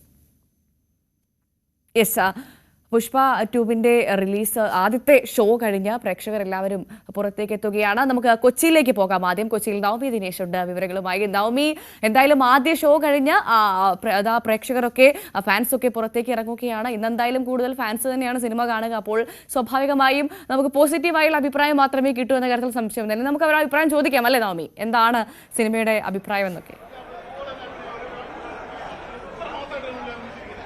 അതെ, ഫസ്റ്റ് ഷോ കഴിഞ്ഞു, പ്രേക്ഷകരുടെ ഇറങ്ങുന്നുണ്ട്. അവരെല്ലാവരും ഇപ്പോൾ തന്നെ അടിപൊളി സിനിമയാണെന്നാണ് പറയുന്നത്. നമുക്ക് അവരോട് തന്നെ കൂടുതൽ റെസ്പോൺസ് ചോദിക്കാം. തിയേറ്റർ എക്സ്പീരിയൻസ് ആദ്യം പറഞ്ഞല്ലോ, നമ്മുടെ റസൂൽ പൂക്കുട്ടിയൊക്കെ പറഞ്ഞിട്ടുണ്ടല്ലോ, അതിന്റെ റെക്കോർഡിംഗ് ഒക്കെ മസ്റ്റായിട്ട് തിയേറ്ററിൽ തന്നെ കാണേണ്ടതാണ്. അതിന്റെ അറ്റ്മോസ്ഫിയർ തന്നെ കാണണം. അതാണ് അതുപോലെ പടം ചെയ്തിട്ടുണ്ട്. നല്ല പെർഫെക്റ്റ് ആയിട്ടാണ് അതിന്റെ സൗണ്ട് എല്ലാം ചെയ്തിരിക്കുന്നത്. അറ്റ്മോസ്ഫിയർ തന്നെ കാണേണ്ട ഒരു പടം കേട്ടോ. കുഴപ്പമില്ല, അടിപൊളി പെർഫോമൻസ് ബേസ്. അല്ലു അർജുൻ തകർത്തു അടിവാരി. എന്നാലും അല്ലു അർജുൻ തകർത്തു എന്ന് തന്നെയാണ് ഈ ആദ്യ ഷോ കഴിഞ്ഞ ശേഷം ഫാൻസ് പറയുന്നത്. നമുക്ക് കൂടുതൽ ചോദിക്കാം. ചേട്ടാ, നല്ല പടമായിരുന്നു. അല്ലു അർജുൻ ഫാൻസിനെ നിരാശപ്പെടുത്തിയില്ല. അല്ലു അർജുൻ ഫാൻസിനെ നിരാശപ്പെടുത്തിയില്ല എന്ന് മാത്രമല്ല, ആക്ച്വലി നമ്മളിപ്പം സാധാരണ കാണുന്ന മാസ് എലമെന്റ്സിന് അപ്പുറം ഒരു ഫാമിലി ഇമോഷണൽ ലെവലിലേക്കൊക്കെ പടം കൊണ്ടുപോയിട്ടുണ്ട്. ഒരു വിഷ്വൽ ട്രീറ്റ് ആയിരിക്കും തിയേറ്ററിൽ ഇത് കാണുന്നവർക്ക്. കാരണം ഫുള്ളൊരു അല്ലു അർജുൻ ഷോ ഉണ്ട്, പിന്നെ ഒരു ദേവി പശ്ചാത്തലത്തിൽ നടക്കുന്ന ഒരു ഡാൻസും ഒരു ഫൈറ്റ് സീക്വൻസും ഒക്കെ ഉണ്ട്. അതെനിക്ക് ഒരിക്കലും നിരാശപ്പെടുത്തില്ല. തിയേറ്ററിൽ എൻജോയ് ചെയ്യാൻ പറ്റുന്ന നല്ലൊരു ചിത്രം തന്നെയാണ്. ഫഹദ് ഫാസിൽ തകർത്താടിയിട്ടുണ്ട്. കാരണം ഇവിടെ തീർന്നിട്ടില്ല, പടം വീണ്ടും തുടരുകയാണ്. അടുത്ത പാർട്ടും കൂടി ഉണ്ട്. അപ്പം ബാക്കിയുള്ള സംഭവങ്ങളിൽ സംഭവിക്കാൻ പോകുന്നേ ഉള്ളൂ. അപ്പൊ അഴിഞ്ഞാട്ടമൊക്കെ വീണ്ടും പ്രതീക്ഷിക്കാം ഫഹയുടെ ഒക്കെ. ഭവ്യ, എന്തായാലും പ്രേക്ഷകരെ ഒന്നും നിരാശപ്പെടുത്തിയിട്ടില്ല. ഫസ്റ്റ് കണ്ടവർക്ക് ഇത് വളരെയേറെ ഇഷ്ടപ്പെട്ടു എന്ന് തന്നെയാണ് പറയുന്നത്. കൂടുതൽ പ്രതികരണങ്ങളിലേക്ക് നമുക്ക് പോകാം. ഓരോ സിനിമ ഉണ്ടോ? എങ്ങനെയുണ്ട്? അടിപൊളി. അല്ലു അർജുൻ എങ്ങനെയുണ്ട്? ക്യാമറയിൽ നോക്ക്, പറയട്ടെ. ഇവിടെ പലർക്കും പറയാനുള്ളത് നാണക്കേടുണ്ട്. സിനിമ ഉണ്ടോ? ഫസ്റ്റ് പാട്ടിന് അത്ര പോരാ. പക്ഷേ ട്രെയിലറൊക്കെ കാണുമ്പോൾ വലിയ മാസമായിരുന്നു. ഭയങ്കര പ്രതീക്ഷ ഉണ്ടായിരുന്നു, പക്ഷേ പ്രതീക്ഷ വന്നിട്ടില്ല. ഫഹദ് ഫാസിൽ പെർഫോമൻസ് വൈസ് അല്ലു അർജുനും ഫഹദ് ഫാസിലും അടിപൊളിയാണ്. പക്ഷേ സ്ക്രിപ്റ്റ് വൈസ് കുറച്ച് വീക്കായി. തേർഡ് പാർട്ടിന് വേണ്ടി കാത്തിരിക്കുകയാണോ? കേട്ടില്ല. തേർഡ് പാർട്ടിന് വേണ്ടി കാത്തിരിക്കുകയാണോ? തേർഡ് പാർട്ടിന് ഒരു ട്രെയിലൻഡ് കൊടുത്തിട്ടുണ്ട്, പ്രതീക്ഷിക്കാൻ ഉള്ളതുണ്ട്. അങ്ങനെ ഭവ്യ, സ്ക്രിപ്റ്റ് വൈസ് അല്പം വീക്കായി, ഫസ്റ്റിന്റെ അത്ര പോരാ എന്ന് പറയുന്ന അഭിപ്രായങ്ങളുണ്ട്. എന്നാലും അല്ലു അർജുന്റെ ശരി നവമി തുടരുക. ഞാനൊന്ന് തിരുവനന്തപുരത്തേക്ക് പോവുകയാണ്. അവിടെ ഹരികൃഷ്ണൻ ഉണ്ട്. നവമി പ്രതികരണങ്ങൾ തേടിക്കോളൂ. ഹരികൃഷ്ണനിലേക്ക് പോകാം. അല്ലു അർജുൻ സാറിന്റെ ഒരു മാസ് സിനിമ മാസാണ്. ഫാഫയ്ക്ക് നല്ല മാസമായിട്ടുള്ള ഒരു റോൾ കിട്ടിയിട്ടുണ്ട്. ഇമോഷണലി നല്ല വർക്ക്ഔട്ട് ആയിട്ടുണ്ട്. 3 ഭാഗമുണ്ട്. പിന്നെ വലിയ ഇതില്ല, മാസ് കുറവെന്നല്ല, പോരാ, ഒട്ടും പോരാ. ക്ലൈമാക്സ് ഒന്നും പോരാ, ഓവറായിട്ട് തോന്നി. ഒട്ടും മലയാളം കണ്ടതിന്റെ അല്ല, ഓവറായിട്ട് തോന്നി. സമ്മിശ്ര അഭിപ്രായങ്ങൾ തന്നെയാണ് എത്തുന്നത്. ഫസ്റ്റ് ഹാഫേ കൊള്ളാവുള്ളൂ, സെക്കൻഡ് ഹാഫ് കൊള്ളത്തില്ല. സെക്കൻഡ് ഹാഫ് എന്താണ്, മാസാണോ ഇത് ഇമോഷണൽ ആയിട്ടാണോ? ഭയങ്കര ഇമോഷണലാണ്. ഭയങ്കര ഇമോഷണലാണ്. കണക്ട് ആവുന്നുണ്ടോ? കണക്ട് അധികം ആവുന്നില്ല, ഇത്തിരി ബോറായിട്ടുണ്ട്. മലയാളം ഡബിങ്ങിന്റെ ആണോ അതോ സ്ക്രീൻ? മലയാളം ഡബിംഗ് ഒന്നും കുഴപ്പമില്ല, സ്റ്റോറിയുടെ ഇതാണ്. പലപ്പോഴും പലപ്പോഴായി ഒരു വിമർശനം കേൾക്കുന്നതാണ് ഭവ്യ, ഈ മലയാളം ഡബ്ബിങ്ങിന്റെ പ്രശ്നം. പക്ഷെ അങ്ങനെയല്ല, സ്റ്റോറിയുടെ പ്രശ്നമാണെന്നാണ് പറയുന്നത്. എന്നാലും കുറച്ചുകൂടെ അഭിപ്രായങ്ങൾ തേടാം. ഒന്നും പറയണ്ട, കാണാതിരിക്കാൻ നല്ലത്. മാസം ലാഗിന് വെച്ചാൽ വെറുപ്പിന്റെ ഉസ്താദായിരുന്നു. ലാഗ്, ഒരു എന്താ പറയാ, പാസം ചുമ്മാ ഒരു അനാവശ്യ സീൻസ് ഒക്കെ ഒരു ഇതുമില്ല. പാട്ട് ക്ലൈമാക്സ് ഒക്കെ ഇല്ലാന്ന് പറയാൻ കിട്ടില്ല നമ്മുടെ. പക്ഷെ 2 വരുമ്പോ ഒരു ഇത് ഒന്നും പറയാ. രശ്മിക വെറുപ്പീരായി പോയിട്ടു, വെറുപ്പീരാ, ഒന്നും പറയാനില്ല. സത്യം പറയാം, ഉറക്കവും വേസ്റ്റായി, പൈസയും പോയി, ഇത്രേ ഉള്ളൂ. ഒന്നും കണ്ടിട്ട് ഒരു ബന്ധമില്ലാത്ത അത് കാര്യങ്ങള്. ഒരു എന്താ പറയാ, ഒരു കാര്യമില്ല, ഒരു കാര്യമില്ല. ചുമ്മാ ഓടൊന്നും ആന്ധ്രയിൽ ഓടും, ഇവിടെ ഓടും നമുക്ക് അറിഞ്ഞൂടാ. കുറെ പേരാണ് പറയുന്നത് ഭവ്യ ആന്ധ്രയിൽ ഓടും, ഇവിടെ ഓടാൻ സാധ്യതയില്ല. കുറച്ചുകൂടെ അറിയണം. കൊള്ളത്തില്ല. പടം പാതി വെച്ചിട്ട് ട്രാക്ക് മാറിപ്പോണു. അതൊരു ഫസ്റ്റില് ചന്ദനക്കടത്തിന്റെ ഇതൊക്കെ വന്നിട്ട് പിന്നീട് ഫാമിലി ആയിട്ട് പടം കൊണ്ട് തൊലച്ചളഞ്ഞു. വെറും വേസ്റ്റ്. എന്റെ പൊന്നാകാം 3.5.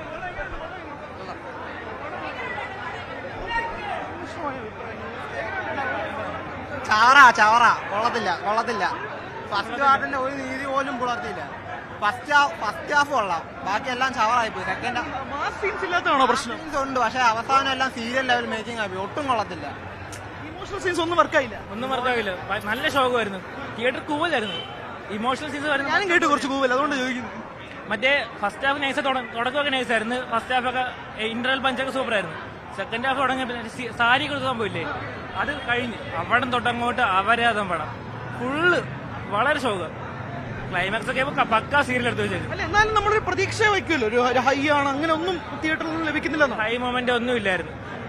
സാധാ ചെമ്മ എന്തൊക്കെയാ കാണിക്കുന്നത്. അല്ലു അർജുൻ കൊള്ളായിരുന്നു. പുള്ളിക്കാരൻ മാക്സിമം കിടന്ന് മാസം കാണിക്കുന്നുണ്ട്, പക്ഷെ സീനൊരു ഇമ്പാക്ട് ഇല്ല. സെക്കൻഡ് ഹാഫ് ട്രാക്ക് മാറിയതായിട്ട് കുറച്ച് പേര് പറയുന്നുണ്ട്. അത് അങ്ങനെ എന്തെങ്കിലും ഉണ്ട്? സെക്കൻഡ് ഹാഫ് ട്രാക്ക് മാറി, ഇത് തന്നെ കാണിക്കാൻ നോക്കുന്നത്. പക്ഷെ ചന്ദനക്കടത്തൊക്കെ മാറി വേറെ എന്തൊക്കെ കാണിക്കുന്ന കണക്കായിരുന്നു. ചുമ്മാ ലീഡ് എങ്ങനെയുണ്ട്? ലീഡ് മൊത്തം സീരിയലാണ് കാണിച്ചുകൊണ്ടിരിക്കുന്നത്. ചുമ്മാ ഒരു തേർഡ് പാർട്ടി പേര് അങ്ങനെ ഉണ്ടായിരുന്നു. കുറച്ചുകൂടെ ചോദിച്ചു, കുറച്ച് പ്രതികരണങ്ങൾ കൂടി തേടേണ്ടതുണ്ട്.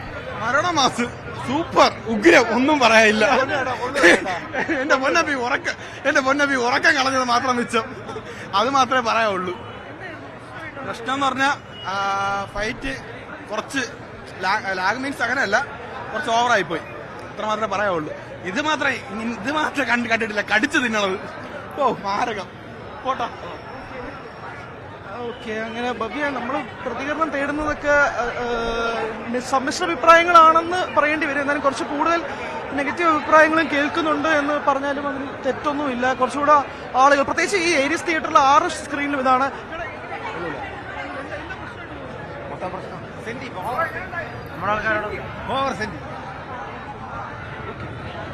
ഇമോഷണൽ സീൻസിനെ പറ്റി പറയുന്നുണ്ട്.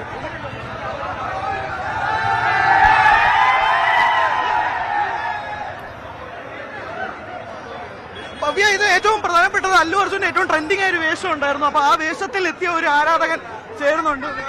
അല്ലു അർജുന്റെ ലാസ്റ്റ് ഫൈറ്റ് ഉണ്ട്, ഒരു സാരി കൊടുത്തിട്ടുള്ള ഒരു ഫൈറ്റ് ഒക്കെ ഉണ്ട്. ഞാൻ അല്ലു അർജുന്റെ ഒരു ഫാനാണ്, ഇഷ്ടപ്പെടാണ് ഈ കോസ്റ്റ്യൂം ഇട്ടത്. പക്ഷെ ആ ലാസ്റ്റ് ഫൈറ്റില് അല്ലു അർജുനെ 2 കൈ ഇതിന് കെട്ടിയിട്ടേക്കണ്, 2 കാലും കെട്ടിയിട്ടേക്കണ്.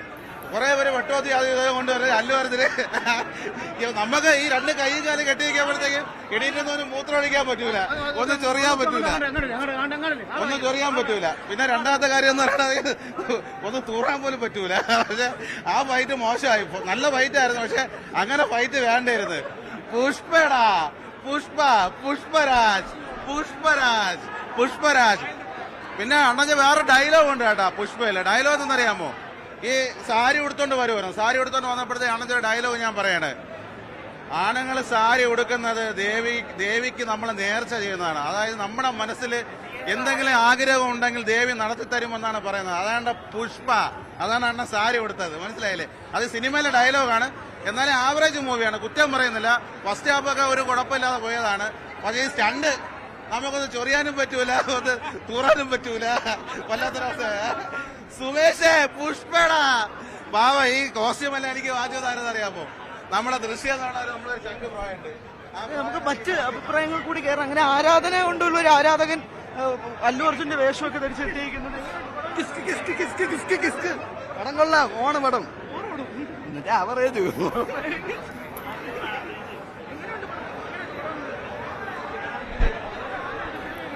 റബ്ബ റബ്ബ റബ്ബ റബ്ബ. ഫസ്റ്റ് ഹാഫ് കണ്ടിരിക്കുക, സെക്കൻഡ് ഹാഫ് ഒരു ഇതില്ല. ഫസ്റ്റ് ഹാഫ് കണ്ടിരിക്കുക, അത്ര തന്നെ. വേറെ ഒന്നും പറയാനില്ല. എല്ലാരും കടന്ന് ചിരിക്കുകയും അറിയാം. അവിടെയൊക്കെ എല്ലാരും സാഡ് പാട്ടിന്റെ ആവശ്യം. മലയാളം വലിയ ഗുമ്മില്ല പടം.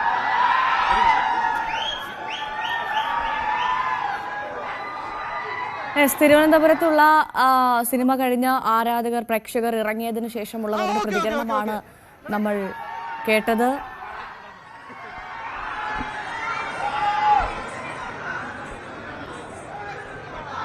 സമ്മിശ്ര അഭിപ്രായമാണ് പ്രേക്ഷകരുടെ ഭാഗത്തു നിന്ന് വരുന്നത്. ഫാൻ ഷോയാണ് കഴിഞ്ഞത്, പക്ഷേ അപ്പോൾ പോലും സമ്മിശ്ര അഭിപ്രായമാണ്. ഒരുപാട് പ്രതീക്ഷിച്ച് മാസമൊക്കെ നമ്മൾ പ്രതീക്ഷിച്ചു പോയി, പക്ഷെ അതൊന്നും നമുക്ക് കിട്ടില്ല. ആ ഒരു എക്സ്പീരിയൻസ് ഒന്നും കിട്ടിയില്ല.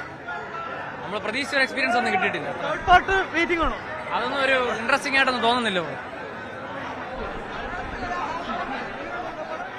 അതാണ് പ്രേക്ഷകരുടെ അഭിപ്രായം. അങ്ങനെയാണ്, അവർ പ്രതീക്ഷിച്ച അത്ര സിനിമ എത്തിയില്ല എന്ന് പ്രേക്ഷകർ പറയുന്നു. നമുക്കത് സിനിമ കണ്ടാൽ മാത്രമേ കൃത്യമായി അതിനെക്കുറിച്ച് പറയാൻ സാധിക്കുള്ളൂ. പക്ഷേ എന്തായാലും ആദ്യ സിനിമ കണ്ടിറങ്ങിയ പ്രേക്ഷകരുടെ അഭിപ്രായമാണ് നമ്മളിപ്പോൾ കണ്ടുകൊണ്ടിരുന്നത്. എന്തായാലും തിരുവനന്തപുരത്തുനിന്നും കൊച്ചിയിലുമുള്ള ആദ്യ ഷോ കഴിഞ്ഞതിന് ശേഷമുള്ള പ്രതികരണമാണ് നമ്മൾ കേട്ടത്. ഹരികൃഷ്ണനുമൊപ്പം ദാമി ദിനേശുമാണ് വിവരങ്ങൾ പങ്കുവച്ചത്. വളരെ നന്ദി. നമ്മളിനി മറ്റു വാർത്തകളിലേക്ക് കടക്കുകയാണ്. ശരണമന്ത്രമുഖരിതം സന്നിധാനം. ശബരീശ ദർശനം നിങ്ങൾക്കായി സമർപ്പിക്കുന്നത് മിൽമ ഗീ. വ്രതശുദ്ധിയുടെയും നന്മയുടെയും നാളുകൾ പരിശുദ്ധമാക്കാം മിൽമയ്ക്കൊപ്പം. സന്നിധാനത്ത് തിരക്ക് നിയന്ത്രണ വിധേയമാണ്. ഇന്ന് രാവിലെ 70,529 തീർത്ഥാടകരാണ് സന്നിധാനത്ത് എത്തിയത്. ഇന്ന് രാവിലെ 6 മണിവരെ 21,777 പേർ സന്നിധാനത്ത് എത്തിയെന്നാണ് മനസ്സിലാക്കുന്നത്. മണിക്കൂറിൽ 3000-നും 3500-നും ഇടയിൽ തീർത്ഥാടകരാണ് 18-ാം പടി ചവിട്ടുന്നത്. മഴ മാറിയതോടെ തെളിഞ്ഞ അന്തരീക്ഷമാണ് സന്നിധാനത്ത് ഇപ്പോഴുള്ളത്. CV അനുമോദ് നൽകും കൂടുതൽ വിവരങ്ങൾ സന്നിധാനത്ത് നിന്നും. Anumod, good morning. ഒരു ഭക്തി അന്തരീക്ഷത്തിലാണ് രാവിലെ തന്നെ. അനുമോദ് രാവിലെ ദർശനം നടത്തിയോ, അല്ലെങ്കിൽ നേരെ റിപ്പോർട്ടിങ്ങിന് ഇറങ്ങിയതാണോ? റിപ്പോർട്ടിംഗ് ആണല്ലോ നമ്മുടെ ആദ്യത്തെ ജോലി. അത് കഴിഞ്ഞാണ് പിന്നീട് ദർശനം. എന്നാണെങ്കിലും രാവിലെ സന്നിധാനത്ത് നല്ല തിരക്ക് അനുഭവപ്പെടുന്നുണ്ട്. ഇപ്പോൾ ഉഷപൂജയ്ക്ക് വേണ്ടി അല്പസമയം നട അടച്ചിട്ടതുകൊണ്ടാണ് നമ്മൾ ഇങ്ങനെ കൂട്ടമായിട്ട് ആളുകൾ നിൽക്കുന്നത് കാണുന്നത്. കഴിഞ്ഞ ദിവസം 71,000-ലധികം തീർത്ഥാടകരാണ് സന്നിധാനത്ത് എത്തിയത്. ഇന്ന് രാവിലെയും ഏകദേശം 21,000-ലധികം തീർത്ഥാടകർ എത്തുന്ന. മണിക്കൂറിൽ 3000-നും 3500-നും ഇടയിൽ തീർത്ഥാടകർ സന്നിധാനത്തേക്ക് എത്തുന്നുണ്ട്. വലിയ തിരക്ക് എവിടെയുമില്ല. നടപ്പന്തൽ മുതൽ മാത്രമാണ് നിയന്ത്രണങ്ങൾ ഏർപ്പെടുത്തുന്നത്. നടപ്പന്തൽ വരെ, പമ്പ മുതൽ സന്നിധാനത്ത് നടപ്പന്തൽ വരെ വലിയ ബുദ്ധിമുട്ടില്ലാതെ എല്ലാവർക്കും എത്തിച്ചേരാൻ കഴിയുന്ന ഒരു സാഹചര്യം നിലവിലുണ്ട്. ഇന്ന് ഈ കാലാവസ്ഥ ഇപ്പോൾ മൂടിക്കെട്ടിയ അന്തരീക്ഷത്തിലേക്ക് മാറിയിട്ടുണ്ട്. വളരെ വേഗത്തിലാണ് സന്നിധാനത്ത് കാലാവസ്ഥയിൽ മാറ്റങ്ങൾ ഉണ്ടാകുന്നത്. മഴ പെയ്യുകയാണെങ്കിൽ സ്വാഭാവികമായിട്ട് തീർത്ഥാടകർക്ക് അത് ചെറിയ ബുദ്ധിമുട്ടുണ്ടാക്കുന്ന സാഹചര്യം ഉണ്ടാക്കും. പക്ഷേ തീർത്ഥാടകർ കഴിഞ്ഞ ദിവസങ്ങളിലൊക്കെ നമ്മൾ കണ്ടതാണ്, കനത്ത മഴയത്ത് പോലും അതൊന്നും വകവയ്ക്കാതെ സന്നിധാനത്തെത്തി ദർശനം നടത്തി മടങ്ങുന്നത്. എന്നാണെങ്കിലും തിരക്ക് വളരെ നിയന്ത്രണ വിധേയമാണ് എന്നുള്ളതാണ് പ്രധാനപ്പെട്ട കാര്യം. ഇത്രയും അധികം 70,000-80,000 ആളുകളൊക്കെ വരുമ്പോൾ സ്വാഭാവികമായിട്ടും തിരക്കുണ്ടാകും. അത് പക്ഷേ സന്നിധാനത്ത് നടപ്പന്തലിനപ്പുറത്തേക്ക് അത് നീളുന്നില്ല എന്നുള്ളതാണ് പ്രധാനം. അതുകൊണ്ട് തന്നെ നടപ്പന്തൽ വരെ എത്തിക്കഴിഞ്ഞാൽ തീർത്ഥാടകർ ചിലപ്പോൾ 2-3 മണിക്കൂർ കാത്തു നിൽക്കേണ്ട സാഹചര്യമുണ്ട്. അതൊരു സ്വാഭാവികമായിട്ടും അത്തരത്തിലൊരു എല്ലാ തവണയും അങ്ങനെ തന്നെയാണ് ഉള്ളത്. അപ്പോൾ അതിനപ്പുറത്തൊരു ബുദ്ധിമുട്ട് ഇവിടെ ആർക്കും അനുഭവപ്പെടുന്നില്ല എന്നുള്ളതാണ് പ്രധാനമായിട്ടുള്ള കാര്യം. മണിക്കൂറിൽ 3000-നും 3500-നും ഇടയ്ക്ക് തീർത്ഥാടകർ 18-ാം പടി കയറുന്നു. വലിയ ബുദ്ധിമുട്ടില്ലാതെ എല്ലാവരും ദർശനം നടത്തി മടങ്ങുന്നുണ്ട് എന്നുള്ളത് പ്രധാനപ്പെട്ട കാര്യമാണ്. ഇപ്പോഴുള്ള പോലീസിന്റെ സംഘം അടുത്ത ദിവസം മാറും. പുതിയ സംഘം പോലീസിന്റെ ബറ്റാലിയൻ ഈ ഉത്തരവാദിത്തങ്ങളിലേക്ക് ഏറ്റെടുത്തു. സ്വാഭാവികമായിട്ടും അവർ വരുമ്പോൾ ഈ ഒരു സാഹചര്യങ്ങളുമായിട്ട് അവർ പൊരുത്തപ്പെടാനുള്ള ഒരു സമയമെടുക്കും. പ്രത്യേകിച്ച് 18-ാം പടിയിലൊക്കെ പുതിയ പോലീസുകാർ വന്ന് ചാർജ് എടുത്തു കഴിഞ്ഞാൽ ഇപ്പോൾ ചെയ്യുന്ന ആളുകൾ ചെയ്യുന്നത്ര വേഗത്തിൽ അവർക്കിത് കഴിയണമെന്നില്ല. എങ്കിലും അതിൻ്റെതായ ഒരു ബുദ്ധിമുട്ട് 2 ദിവസം ചിലപ്പോൾ ഉണ്ടായെന്ന് വരും. അതിനപ്പുറത്തേക്കൊരു സാഹചര്യങ്ങൾ തീർത്ഥാടകർക്ക് ബുദ്ധിമുട്ടുണ്ടാക്കുന്നൊന്നും തന്നെ നിലവിലില്ല. നേരത്തെ സൂചിപ്പിച്ചതുപോലെ അന്തരീക്ഷം വളരെ പെട്ടെന്ന് മാറുന്നുണ്ട്. ഇപ്പോൾ മൂടിക്കെട്ടിയ അന്തരീക്ഷമാണ്. ചാറ്റൽ മഴയ്ക്കുള്ള സാധ്യതയെല്ലാം തന്നെ കാണുന്നുണ്ട്. അങ്ങനെ മാറിക്കൊണ്ടിരിക്കുന്ന ഒരു അന്തരീക്ഷമാണ് ശബരിമലയിൽ ഇപ്പോൾ നമുക്ക് കാണാൻ കഴിയുന്നത്. കോടമഞ്ഞ് മാറി നിൽക്കുന്നുണ്ട്. ഇതാണ് തീർത്ഥാടകരെ സംബന്ധിച്ച് വളരെ ആശ്വാസകരമായ ഒരു സാഹചര്യം തന്നെയാണുള്ളത്. ദർശനത്തിനെത്തി വലിയ ബുദ്ധിമുട്ട് കൂടാതെ ദർശനവും മറ്റ് ചടങ്ങുകളൊക്കെ പൂർത്തിയാക്കി മടങ്ങാൻ കഴിയുന്നുണ്ട് എല്ലാവർക്കും എന്നുള്ളതാണ് പ്രധാനപ്പെട്ട ഒരു കാര്യം. ഭവ്യ. ശരി, എന്തായാലും സന്നിധാനം ഭക്തിസാന്ദ്രമാണ്. വലിയ തിരക്കാണ് രാവിലെ തന്നെ ശബരിമലയിൽ അനുഭവപ്പെടുന്നത്. CV അനുമോദാണ് ശബരിമലയിൽ നിന്നും വിവരങ്ങൾ പങ്കുവച്ചത്. നന്ദി അനുമോദ്. ശബരിമലയിലെ വാവർ നട വിശ്വാസത്തിനപ്പുറം മതസൗഹാർദ്ദത്തിന്റെ കൂടി അടയാള സ്ഥാനമാണ്. ശബരിമല ക്ഷേത്രത്തിനൊപ്പം വാവർ നടയും ഐതിഹ്യങ്ങളിൽ നിറഞ്ഞു നിൽക്കുന്നുണ്ട്. എന്തെല്ലാമാണ് നടയിലെ പ്രാർത്ഥനകൾ, വഴിപാടുകൾ? ഇനി കാണാം കുറച്ച് സ്പെഷ്യൽ റിപ്പോർട്ടുകൾ. ഐതിഹ്യങ്ങളിൽ അയ്യപ്പനൊപ്പം പുകഴ്പെറ്റ പേരാണ് വാവരുടേത്. ആദ്യം അയ്യപ്പനെതിരെ പോരാടുകയും പിന്നീട് അയ്യപ്പനൊപ്പം ചേരുകയും ഒടുവിൽ ശബരിമലയിൽ അയ്യപ്പന്റെ പ്രതിഷ്ഠയ്ക്ക് മുൻപിൽ വാവരെയും കുടിയിരുത്തി എന്നാണ് സങ്കല്പം. 18-ാം പടിക്ക് കിഴക്ക് ഭാഗത്തായിട്ടാണ് വാവര് നട സ്ഥിതി ചെയ്യുന്നത്.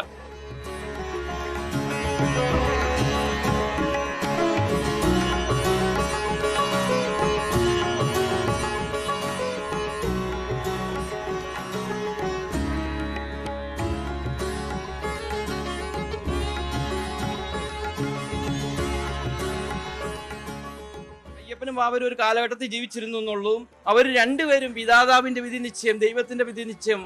വാവൽ അള്ളാഹു എന്ന് പറയുമ്പോൾ പിന്നെ അയ്യപ്പൻ വിധാദേവ് എന്ന് പറഞ്ഞു. പക്ഷെ ഇവർക്ക് രണ്ടുപേർക്കും അറിയാമായിരുന്നു വിധാവ് എന്ന് പറഞ്ഞാൽ സർവേശ്വരനാണ്, ബ്രഹ്മാണ്ഡ നായകനാണ്. അറബിപദമായ അള്ളാഹു എന്ന് പറയുമ്പോൾ അവിടെ മാറ്റമില്ല. എല്ലാം ഒരേ ഒരു ഈശ്വരനെയാണ് പറയുന്നതെന്ന് ഇവർക്കറിയാമായിരുന്നു. ആ അറിവിന് വേണ്ടിയൊക്കെ തന്നെയാണ് ഇതൊക്കെ ദൈവം ഇവിടെ സജ്ജീകരിച്ചിട്ടിരിക്കുന്നത്. അത് നമ്മളൊക്കെ പ്രയോജനപ്പെടുത്തി എടുക്കണം എന്നേ ഉള്ളൂ. പലതരത്തിലുള്ള വിവാദങ്ങൾ ഇപ്പോൾ ഉയരുന്നുണ്ട്. ഇതിന്റെ കാലയളവ് നോക്കുമ്പോൾ അയ്യപ്പനും വാവരും ഒരു കാലയളവിലാവില്ല. അങ്ങനെ പല പ്രചാരണങ്ങളും പല ഭാഗങ്ങളായി നടക്കുന്നുണ്ട്. ശ്രദ്ധയിൽപ്പെട്ടിരുന്നോ? ശ്രദ്ധയിലൊക്കെ പെടുന്നുണ്ട്. കാര്യം എന്ന് വെച്ചാൽ വിവേകമുള്ളവര്, വിവേകാനന്ദ സ്വാമി ഉൾപ്പെടെ വിവേകമുള്ളവരെല്ലാം ഇതിനു മുമ്പുള്ള പല പല ആത്മീയ നേതാക്കന്മാരും ഒക്കെ ഇവിടെ അതിന് ചൂണ്ടിക്കാണിച്ചു തന്നിട്ടുണ്ട്. രാജ്യം തകർച്ചയിലേക്ക് പോവും, വിശ്വാസം തകർച്ചയിലേക്ക് പോവും, നല്ല ജനങ്ങൾ ഇവിടെ ധർമ്മം സംരക്ഷിക്കാൻ വയ്യാത്ത അവസ്ഥയാവും. ഏതൊക്കെ സാഹചര്യം വന്നാൽ മനുഷ്യരെ നിങ്ങൾ ഒറ്റക്കെട്ടായിട്ട് ആ സർവേശ്വരനെ നിലനിർത്തിക്കൊണ്ട് നിങ്ങൾ ജീവിക്കുകയാണെങ്കിൽ നിങ്ങളോടൊപ്പം ഞാനുണ്ടെന്നാണ് ഈശ്വരൻ പറഞ്ഞിരിക്കുന്നത്. അതിൻ്റെ അപ്പുറത്തോട്ട് നമുക്കൊന്നും പറയാനില്ല.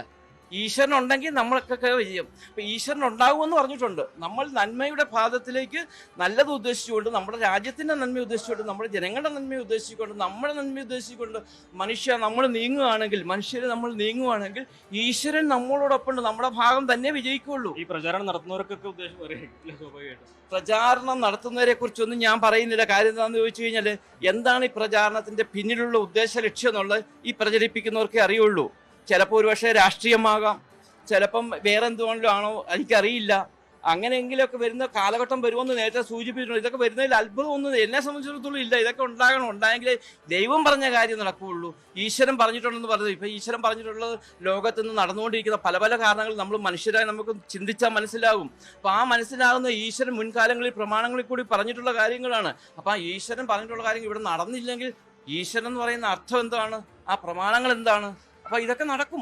എങ്കിലും മനുഷ്യൻ ദൈവത്തെ വിളിച്ചുകൊണ്ട് ഒറ്റക്കെട്ടായിട്ട് ഒരുമയായിട്ട് നമ്മൾ നന്മയുടെ പാദത്തിലേക്ക് നീങ്ങുകയാണെങ്കിൽ വിജയമല്ലാതെ അവിടെ തോൽവി ഉണ്ടാകത്തില്ല. വെട്ടിപ്പുലാക്കൽ കുടുംബാംഗങ്ങളാണ് ശബരിമലയിൽ വാവർ നടയിലുള്ളത്. ഇവർ വാവരുടെ പിൻഗാമികളാണ്. മക്കത്തായമാണ് ഇവർ പിൻപറ്റുന്ന ശൈലി. പന്തളം കൊട്ടാരത്തിൽ നിന്ന് പതിച്ചു വന്നതനുസരിച്ച് വാവരുടെ പിൻതലമുറക്കാർ ആണുങ്ങളുടെ പരമ്പര, അത് മക്കത്തായമാണ്. ആണുങ്ങളുടെ പിൻതലമുറ ഇവിടുത്തെ കർമാദികൾ കാര്യങ്ങളെല്ലാം നടത്തുകയും ഇതിൻ്റെ ചുമതല കാര്യങ്ങളൊക്കെ നോക്കുകയും എല്ലാം സത്യസന്ധമായി നല്ല രീതിയിൽ മുൻപോട്ട് നീങ്ങണം എന്നുള്ള ആ ചെമ്പ് കൊട്ടാരത്തിൻ്റെ അടിസ്ഥാനത്തിൽ ഇന്നും അതുപോലെ തന്നെ നടന്നു വരുന്നു. ഇതിൽ ഏതാണ് വാവരുടെ പിൻതലമുറക്കാരുടെ എങ്ങനെ വീട് പേരെങ്ങനെ? അതിൻ്റെ വാവരുടെ പിൻതലമുറയുടെ പേരെന്ന് പറയുന്നത് കാഞ്ഞിരപ്പള്ളിയിൽ കുടിയിരിക്കും ശിങ്കാര മഹദും തങ്ങളുടെ പിൻതലമുറയാണ്. വായ്പൂർ ആ കാലത്ത് തന്നെ വായ്പൂർ വെട്ടിപ്പിലാക്കൽ ഫാമിലി എന്നാണ് അത് അറിയപ്പെടുന്നത്.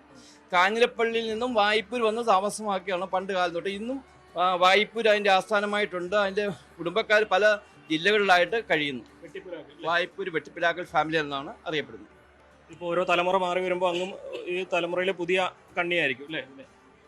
തലമുറകൾ മാറുന്നതിനനുസരിച്ച് ഇപ്പം നിലവിൽ ഒരാൾ ഇവിടെ കുടുംബത്തിൽ മൂത്ത ആളുണ്ടെങ്കിൽ അയാൾക്ക് സ്വാഭാവികമായിട്ട് ശാരീരികമായിട്ടും അതുപോലെ തന്നെ എല്ലാ തരത്തിലും അംഗീകാരമായിരിക്കണം. കുടുംബത്തിൽ മാനസികാസ്വമുള്ളവരായിരിക്കരുത്. എല്ലാ പൊതുജനങ്ങൾ അംഗീകരിക്കുന്ന രീതിയിലുള്ള ആളായിരിക്കണം. കുടുംബത്തിൽ മുതിർന്ന ആളിനാണ് അതിൻ്റെ ചുമതല. അതിന് യോഗ്യത അങ്ങനെയെല്ലാം ഉണ്ടെങ്കിൽ ആ ആളിൻ്റെ നേതൃത്വത്തിൽ ബാക്കി എല്ലാവരും കൂടെ കൂടി ഇവിടുത്തെ കർമാനുഷ്ഠാന കാര്യങ്ങൾ നടത്തണമെന്നാണ്. വാവരെന്നാണ് അറിയപ്പെടുക. ഈ സ്ഥാനത്തിരിക്കുമ്പോൾ വാവരെന്നാണ് അറിയപ്പെടുക. ഞങ്ങൾ ഓട്ടോമാറ്റിക്കായിട്ട് ഈ സ്ഥാനത്ത് ഇരുന്നാലും അല്ലെങ്കിലും വാവരുടെ പിൻഗാമികൾ വാവരന്മാർ തന്നെയാണ്. അയ്യപ്പനെ കണ്ട് തൊഴുതു തുടങ്ങിയവരെല്ലാം വാവരനടയിലും എത്തുന്നുണ്ട്. അയ്യപ്പന് നെയ്ത്തേങ്ങയാണെങ്കിൽ വാവർക്ക് കുരുമുളകാണ് വഴിപാടായി സമർപ്പിക്കുന്നത്.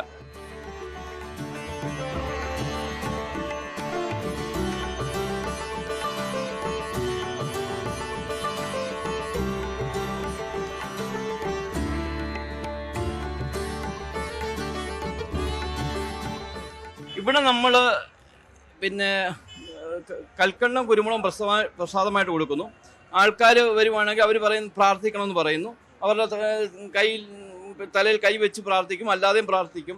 അവന് ഔദും ബിസ്മിയും, അത് ഔദും ബിസ്മി എന്ന് പറഞ്ഞാൽ ശപിക്കപ്പെട്ട പൈശാചിക ഉപദ്രവങ്ങളിൽ നിന്നും സർവേശ്വരനിൽ ഞാൻ അഭയം പ്രാപിക്കുന്നു, എൻ്റെ കാര്യങ്ങൾക്ക് സമാധാനം തരണ ദൈവമേ. അതായത് അതിന് അറബി പദമാണ് ഔദു ബില്ലാഹി മിനശ് ശൈത്വാനിർ റജീം ബിസ്മില്ലാഹിർ റഹ്മാനിർ റഹീം. പിന്നെ ഫാത്തിഹ എന്ന് പറഞ്ഞ മന്ത്രമാണ്. അത് വലിയൊരു മന്ത്രം, വലിയ അർത്ഥവത്തായ മന്ത്രങ്ങളാണ്. അതൊക്കെ തന്നെയാണ് ഇവിടെ ജനങ്ങൾക്ക് വേണ്ടി പ്രാർത്ഥിച്ച് കൊടുക്കുന്നത്. എന്താണ് കുരുമുളക് സമർപ്പിക്കുന്നതിന്റെ പിന്നിലുള്ള? കുരുമുളക് സമർപ്പിക്കുന്നതിന്റെ പിന്നിൽ എന്ന് പറഞ്ഞാൽ വാവര് വൈദികനാണ്, അതായത് ആയുർവേദ ഗുരുഭൂതനാണ്, അതുപോലെ തന്നെ സിദ്ധനായിരുന്നു. അങ്ങനെ പലതരം കഴിവുകളുള്ള ആളായിരുന്നു വാവര് സ്വാമി. അതിൻ്റെയൊക്കെ അടിസ്ഥാനത്തിലാണ് ഈ കുരുമുളകും കൽക്കണ്ടും ഒക്കെ ഇവിടെ പ്രസാദമായിട്ട് നൽകി വരുന്നത്. ഇവിടെ ഏതെങ്കിലും ദിവസങ്ങൾ പ്രത്യേകിച്ച് ആരാധന ഉണ്ടോ? ഏതെങ്കിലും പ്രത്യേക ദിവസങ്ങളിലൊക്കെ? അങ്ങനെ ഏതെങ്കിലും പ്രത്യേക ദിവസങ്ങൾ ആരാധന നടത്താവുന്ന ഒരു സാഹചര്യത്തിലല്ല നമ്മുടെ ശബരിമല കാരണം പണ്ട് കാലം തൊട്ടേ ഇവിടെ നട എപ്പോഴാണ് തുറക്കുന്നത് അപ്പോഴേ ഇവിടെ ആൾ വരാറുള്ളൂ. ആ ആൾ വരുന്നതിൻ്റെ സാഹചര്യം അനുസരിച്ച് ഞങ്ങൾ വന്ന് നട തുറക്കുന്ന സമയത്തിനോട് കൂടി ഇവിടെ ബാബരി നടയും തുറന്നു കഴിഞ്ഞാൽ ലാസ്റ്റ് ഞങ്ങൾ അവിടെ നടയടയ്ക്കുന്നതിനോട് കൂടി ഇവിടുത്തെ ആൾക്കാരെല്ലാം പോകും. അതനുസരിച്ച് ഞങ്ങൾ നടയടച്ച് പോവുകയാണ് ചെയ്ത്.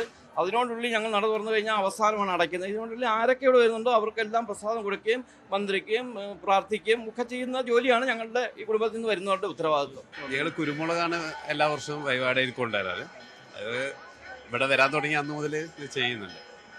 കുരുമുളക് സമർപ്പിക്കണം എന്നുള്ളത് നമ്മളെ ഗുരുസ്വാമികൾ പറഞ്ഞു. ഗുരുസ്വാമി എത്രയോ വർഷം മുമ്പേ ഞാനൊരു 20 വർഷത്തിന്റെ മുകളിലെ ശബരിമല ദർശനത്തിന് വരുന്നത്. അന്ന് മുതലേ നമ്മൾ ഇത് ഗുരുസ്വാമി പറഞ്ഞതിന്റെ പ്രകാരം ചെയ്യാറുണ്ട്.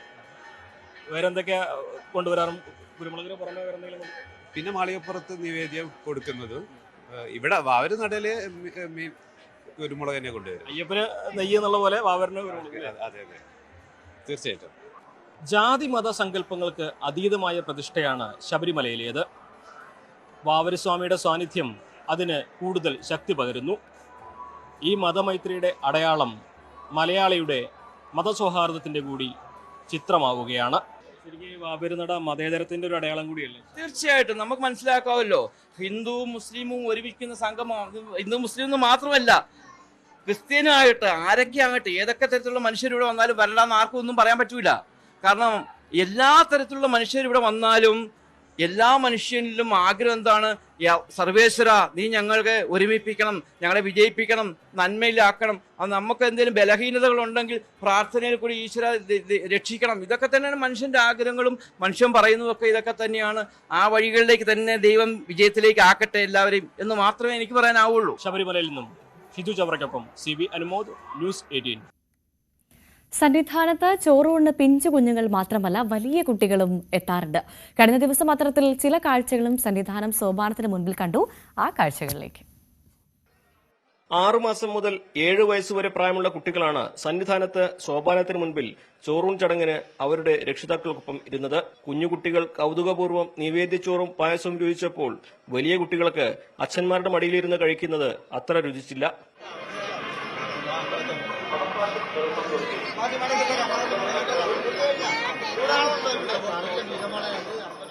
സന്നിധാനത്ത് ചോറ് കൊടുക്കാമെന്ന് മുൻപ് നേർന്നതാണ്. പക്ഷെ ഇതുവരെ കഴിഞ്ഞില്ല.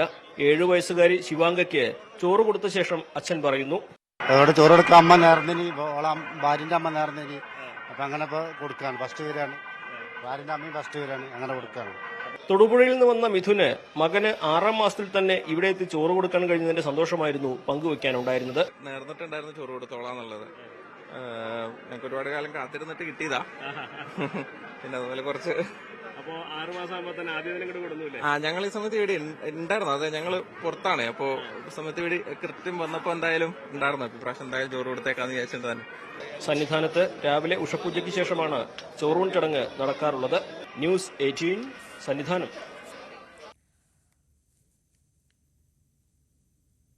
ഡോളി സർവീസ് ദേവസ്വം ബോർഡിന്റെ നിയന്ത്രണത്തിൽ കൊണ്ടുവരുമ്പോൾ കൂലി പ്രതിദിനം ഉറപ്പാക്കണമെന്നും ഇപ്പോൾ നിശ്ചയിച്ച സംഖ്യ കൂട്ടണമെന്നുമാണ് ഈ മേഖലയിലുള്ളവരുടെ ആവശ്യം. ഡോളി സർവീസ് നടത്തുന്നവർ വിലപേശി തുക വാങ്ങുന്നു എന്ന ആരോപണം ശരിയല്ല എന്നും ഇവർ വ്യക്തമാക്കുന്നു. ന്യായമായ ആവശ്യങ്ങൾ ചർച്ച ചെയ്യാമെന്നും ദിവസങ്ങൾക്കകം തീരുമാനം നടപ്പാക്കുമെന്നുമാണ് ദേവസ്വം ബോർഡിന്റെ നിലപാട്. 3250 രൂപയാണ് ഒരു വശത്തേക്ക് ഡോളി സർവീസിന് ഇപ്പോൾ ഈടാക്കുന്നത്. ഇത് വർദ്ധിപ്പിക്കുന്നതടക്കം വിവിധ ആവശ്യങ്ങളാണ് ഡോളി സർവീസ് നടത്തുന്നവർക്കുള്ളത്. 3250 എന്നുള്ളത് 4250 ആക്കി ഉയർത്തണമെന്നും സേവനത്തിന്റെ കൂലി അന്നന്ന് തന്നെ ലഭിക്കുമെന്ന് ഉറപ്പ് കിട്ടണമെന്നും ഇവർ ആവശ്യപ്പെടുന്നു. ഞങ്ങൾക്ക് അന്നന്ന് പൈസ കയ്യിൽ തരുമ്പോൾ ഞങ്ങൾക്ക് വളരെ ഉപകാരമായിരുന്നു. പിന്നെ ടേനാക്കുവാന്ന് പറഞ്ഞു. ടേനും വേണ്ട, ടേനായി കഴിഞ്ഞാൽ എല്ലാവർക്കും പണി കിട്ടത്തില്ല. അങ്ങനെ കുറെ കാര്യങ്ങൾ പറഞ്ഞിട്ടുണ്ട്. DM അത് ശരിയാക്കി തരാം, ദേവസ്വം ബോർഡായിട്ട് മെമ്പറുമായിട്ട് സംസാരിച്ച് നിങ്ങൾക്കുള്ള ആനുകൂല്യമൊക്കെ ചെയ്തു തരാമെന്ന് പറഞ്ഞിട്ടുണ്ട്. അപ്പൊ അങ്ങനെ ചെയ്തു തരുവാൻ ഞങ്ങൾക്ക് വളരെ ഉപകാരമായിരുന്നു. ഡോളി സർവീസുകാർ വലിയ കൂലി നിർബന്ധപൂർവ്വം വാങ്ങിക്കുന്നുവെന്ന ആരോപണം ശരിയല്ലെന്നും ഇവർ പറയുന്നു. വർഷങ്ങളായിട്ട് പറഞ്ഞ സ്വാമിമാരുണ്ട്. അപ്പൊ അവർ ഞങ്ങളുടെ ബുദ്ധിമുട്ട് അനുസരിച്ച് 1000, 1000, 2000 പൈസ കൈ തരുന്നവരുണ്ട്. എക്സ്ട്രാ ആയിട്ട് തരും. ഞങ്ങൾ ഇല്ലെന്ന് പറയുന്നില്ല. ഒത്തിരി പൈസ കൈ തരുന്ന സ്വാമിമാരുണ്ട്. അത് സന്തോഷമായിട്ട് ഞങ്ങൾ വാങ്ങിക്കാം. സ്വാമിമാരെ വലിച്ചുപിടിക്കാനില്ല യാതൊരു പരിപാടിയും ഞങ്ങൾ ചെയ്യുന്നില്ല. ഈ അയ്യപ്പൻ മണ്ണി കൊണ്ട് ഞങ്ങൾ അത് കൊണ്ട് കഴിച്ചു പോകുന്നത് സന്തോഷമായി തരുന്ന പൈസ വാങ്ങിക്കാം. അല്ലാതെ സ്വാമിമാരെ വലിച്ചു പറിക്കാനുള്ള ഒരു നടപടി ഞങ്ങൾ ചെയ്യുന്നവർ 1-2 പേർ കാണുമായിരിക്കും. അത് പോലീസ് തന്നെ കണ്ടെത്തി എന്തെങ്കിലും നടപടി എടുക്കും. 80 കിലോഗ്രാം വരെ ശരീരഭാരമുള്ളവരെ ചുമന്നു കൊണ്ടുപോകുന്നതിന് 4000 രൂപ, 80 മുതൽ 100 കിലോഗ്രാം വരെയുള്ളവർക്ക് 5000 രൂപ, 100 കിലോഗ്രാമിന് മുകളിൽ ഭാരമുള്ളവർക്ക് 6000 രൂപ എന്നിങ്ങനെയാണ് ഡോളി സർവീസിന് ദേവസ്വം ഇനി മുതൽ നിശ്ചയിച്ചിട്ടുള്ള നിരക്ക്. അമിത നിരക്ക് വാങ്ങുന്നത് അനുവദിക്കാനാകില്ലെന്നും ന്യായമായ ആവശ്യങ്ങൾ ചർച്ച ചെയ്യാമെന്നുമാണ് ദേവസ്വം ബോർഡിന്റെ നിലപാട്. ബേസിക്കലി ഒരു പ്രശ്നം ഭക്തരെ ചൂഷണം ചെയ്യുന്നത് ശരിയാണ് പറയില്ല. പക്ഷെ അതിൽ ഞാൻ ഇപ്പോഴും പറയുന്നു, അതിൽ ഒരു വിഭാഗം ആളുകൾ മാത്രമാണ്. ബാക്കിയൊക്കെ അങ്ങനെ ചൂഷണം ചെയ്യുന്ന ആളുകളല്ല. പൊതുവെ നമ്മൾ ഡോളിക്കാർ അങ്ങനെ മോശമായി പറയണ്ട. എല്ലാ ഡോളിക്കാരും മോശക്കാരാണെന്നുള്ള അഭിപ്രായം എനിക്കില്ല. അതിൽ ഒരു ചെറിയ വിഭാഗം ഉണ്ടല്ലോ, ഇവിടെ ആയാലും ഉണ്ടല്ലോ. അത് അവരാണ് ഈ കുഴപ്പങ്ങളൊക്കെ ഉണ്ടാക്കുന്നത്. അല്ലാതെ ഡോളിക്കാർ മുഴുവൻ കുഴപ്പക്കാരാണെന്നുള്ള അഭിപ്രായം ദേവസ്വം ബോർഡിനില്ല. നിലവിൽ 1576 തൊഴിലാളികളും 394 ഡോളികളുമാണുള്ളത്. ഈ ആഴ്ച തന്നെ തീരുമാനം നടപ്പിലാക്കാനാണ് ദേവസ്വം ബോർഡിന്റെ ആലോചന. ന്യൂസ് 18 സന്നിധാനം. ശബരീശ ദർശനം നിങ്ങൾക്കായി സമർപ്പിച്ചത് മിൽമാഗി. വ്രതശുദ്ധിയുടെയും നന്മയുടെയും നാളുകൾ പരിശുദ്ധമാക്കാം മിൽമയ്ക്കൊപ്പം. ഒരിടവേളയാണ്. ഇടവേളയ്ക്ക് ശേഷം കൂടുതൽ വാർത്തകളിലേക്ക് എത്താം.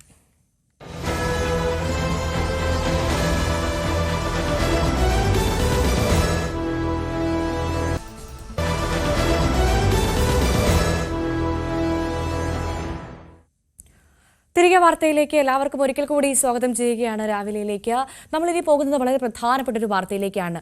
ജീവൻ സംരക്ഷിക്കേണ്ടവർ തന്നെ ജീവൻ എടുത്താലോ, അത്തരത്തിലുള്ള ചികിത്സാ പിഴവിന്റെ ഒരു വാർത്തയിലേക്കാണ്, ഞെട്ടിപ്പിക്കുന്ന ഒരു വാർത്തയിലേക്കാണ്, ന്യൂസ് 18 തന്നെ പുറത്തുവിട്ടൊരു വാർത്തയിലേക്കാണ് നമ്മൾ ഇനി കടക്കാൻ പോകുന്നത്. ആലപ്പുഴ വനിതാ ശിശു ആശുപത്രിയിൽ പ്രസവത്തിനിടെ നവജാത ശിശുവിന്റെ ഞരമ്പുകൾ തകർന്ന് 1.5 വയസ്സുകാരന് കൈയുടെ ചലനശേഷി നഷ്ടപ്പെട്ട സംഭവത്തിൽ ഞെട്ടിപ്പിക്കുന്ന വെളിപ്പെടുത്തൽ. ഡോക്ടർ പുഷ്പ പ്രസവമെടുത്ത കൂടുതൽ കുട്ടികൾക്ക് ഇത്തരത്തിൽ ഞരമ്പുകൾ തകർന്ന് പരിക്ക് സംഭവിച്ചതായി ആശുപത്രി സൂപ്രണ്ട് ദീപ്തി തുറന്ന് സംബന്ധിക്കുന്ന ശബ്ദ സംഭാഷണം ന്യൂസ് 18 പുറത്തുവിടുകയാണ്. ആശുപത്രിയെ സംബന്ധിച്ചും ചില കുറ്റസമ്മതങ്ങളുണ്ട് ഈ സംഭാഷണത്തിൽ. എല്ലാം രേഖകളായി വനിതാ ശിശു ആശുപത്രിയിൽ ഉണ്ടായിരുന്നിട്ടും ആരോഗ്യവകുപ്പ് ഗർഭിണികളുടെയും കുഞ്ഞുങ്ങളുടെയും ജീവൻ വെച്ച് പന്താടുകയായിരുന്നു എന്നതാണ് യാഥാർത്ഥ്യം. ന്യൂസ് 18 അന്വേഷണം.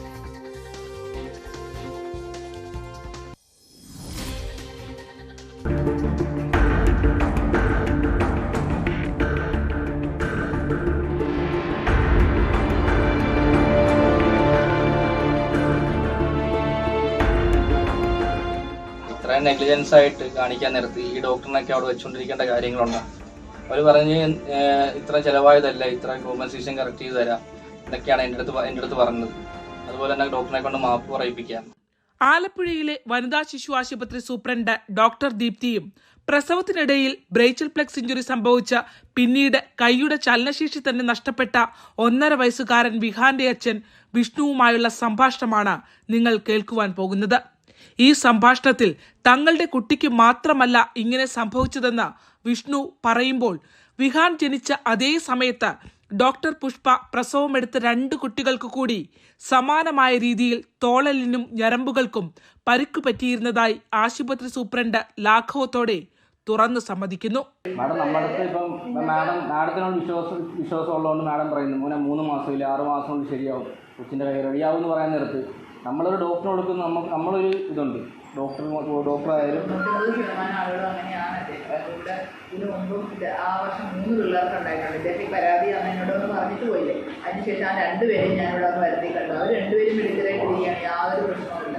കാരണം ഇൻഷുറിയുടെ ആ ഒരു എമൗണ്ട് ഇത് ഇദ്ദേഹത്തിൻ്റെ മാസം തന്നെ ഒരു കുട്ടി, പിന്നെ അല്ലാതെ ഒരു കുട്ടി, ആ 3 പേർക്കായിരുന്നു ആ ഒരു എൻ്റെ വർഷത്തിൽ നമുക്ക് മൊത്തം 2200ഓളം ഡെലിവറി ഉണ്ടായിരുന്നു.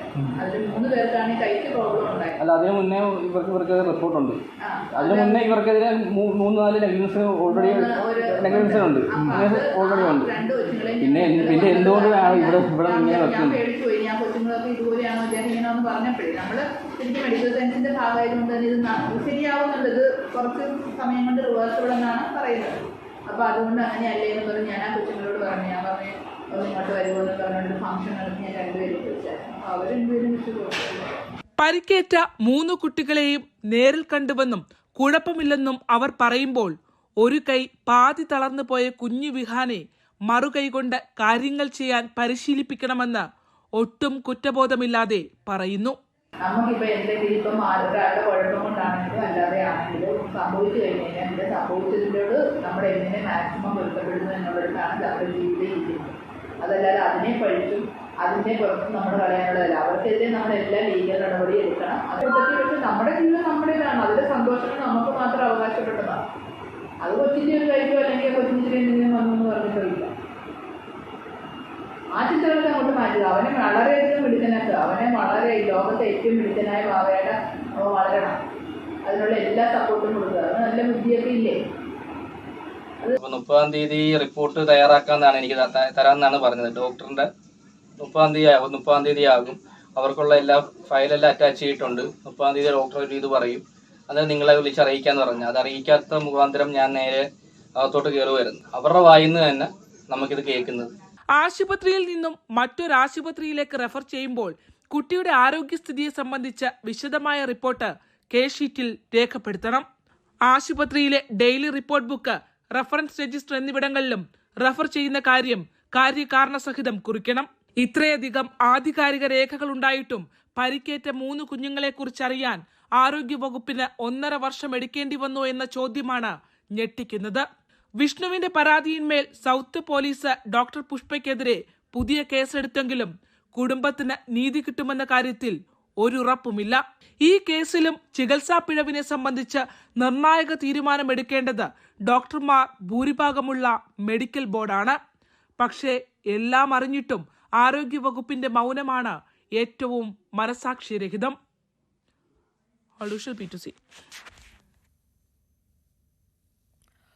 അത്രമാത്രം ഞെട്ടിപ്പിക്കുന്ന ഒരു വാർത്തയാണ് ഇപ്പോൾ ന്യൂസ് 18 പ്രേക്ഷകരിലേക്ക് എത്തിച്ചിരിക്കുന്നത്. ബഹുമാനപ്പെട്ട ആരോഗ്യമന്ത്രി ഈ വാർത്ത കാണണം. ഇത് നമ്മുടെ നാട്ടിലെ ഗർഭിണികളുടെയും കുഞ്ഞുങ്ങളുടെയും ജീവൻ വെച്ച് പന്താടേണ്ടതല്ല. ആരോഗ്യവകുപ്പിന്റെ ഗുരുതര അനാസ്ഥയാണ് ഇപ്പോൾ ന്യൂസ് 18 ഈ റിപ്പോർട്ടിലൂടെ പുറത്തെത്തിച്ചത്. അത് ബഹുമാനപ്പെട്ട ആരോഗ്യമന്ത്രി കാണും, നടപടി ഉണ്ടാകും. ഇപ്പോൾ നമ്മൾ ഈ പറഞ്ഞു വെച്ച ഈ കുഞ്ഞിന്റെ വിഹാൻ എന്ന ഈ കുഞ്ഞിന് നീതി ലഭിക്കണം. ആ കുഞ്ഞിന്റെ മാതാപിതാക്കൾക്ക് നീതി ലഭിക്കണം. ഇനി മറ്റൊരു വിഹാൻ ഇത്തരത്തിൽ ഉണ്ടാകാൻ പാടില്ല. അത് കേരളത്തിലെ ഒരാശുപത്രിയിലും നമ്പർ 1 എന്ന് അവകാശപ്പെടുന്ന, ആരോഗ്യരംഗത്ത് നമ്പർ 1 അവകാശപ്പെടുന്ന കേരളത്തിൽ ഇത്തരത്തിലുള്ള സംഭവങ്ങൾ ഇനി ഉണ്ടാകാൻ പാടില്ല. അത് വലിയ മാറ്റങ്ങൾക്ക് തന്നെ ഈ റിപ്പോർട്ട് വഴിവെക്കട്ടെ. മറ്റു വാർത്തയിലേക്ക്. ഹിന്ദുസ്ഥാൻ പെട്രോളിയം കോർപ്പറേഷൻ ലിമിറ്റഡിന്റെ എലത്തൂർ ഡിപ്പോയിൽ നിന്ന് ഡീസൽ ചോർച്ചയുണ്ടായ മേഖലയിൽ ഇന്ന് പരിശോധന. ഓവർഫ്ലോ മോണിറ്ററിംഗ് സംവിധാനത്തിൽ പാളിച്ചകൾ ഉണ്ടോ എന്ന് പരിശോധിക്കും. മലിനീകരണ നിയന്ത്രണ ബോർഡ്, ഫാക്ടറീസ് ആൻഡ് ബോയേഴ്സ് ദുരന്ത നിവാരണ അതോറിറ്റി, ആരോഗ്യവകുപ്പ് എന്നിവർ ചേർന്നാണ് പരിശോധന നടത്തുന്നത്.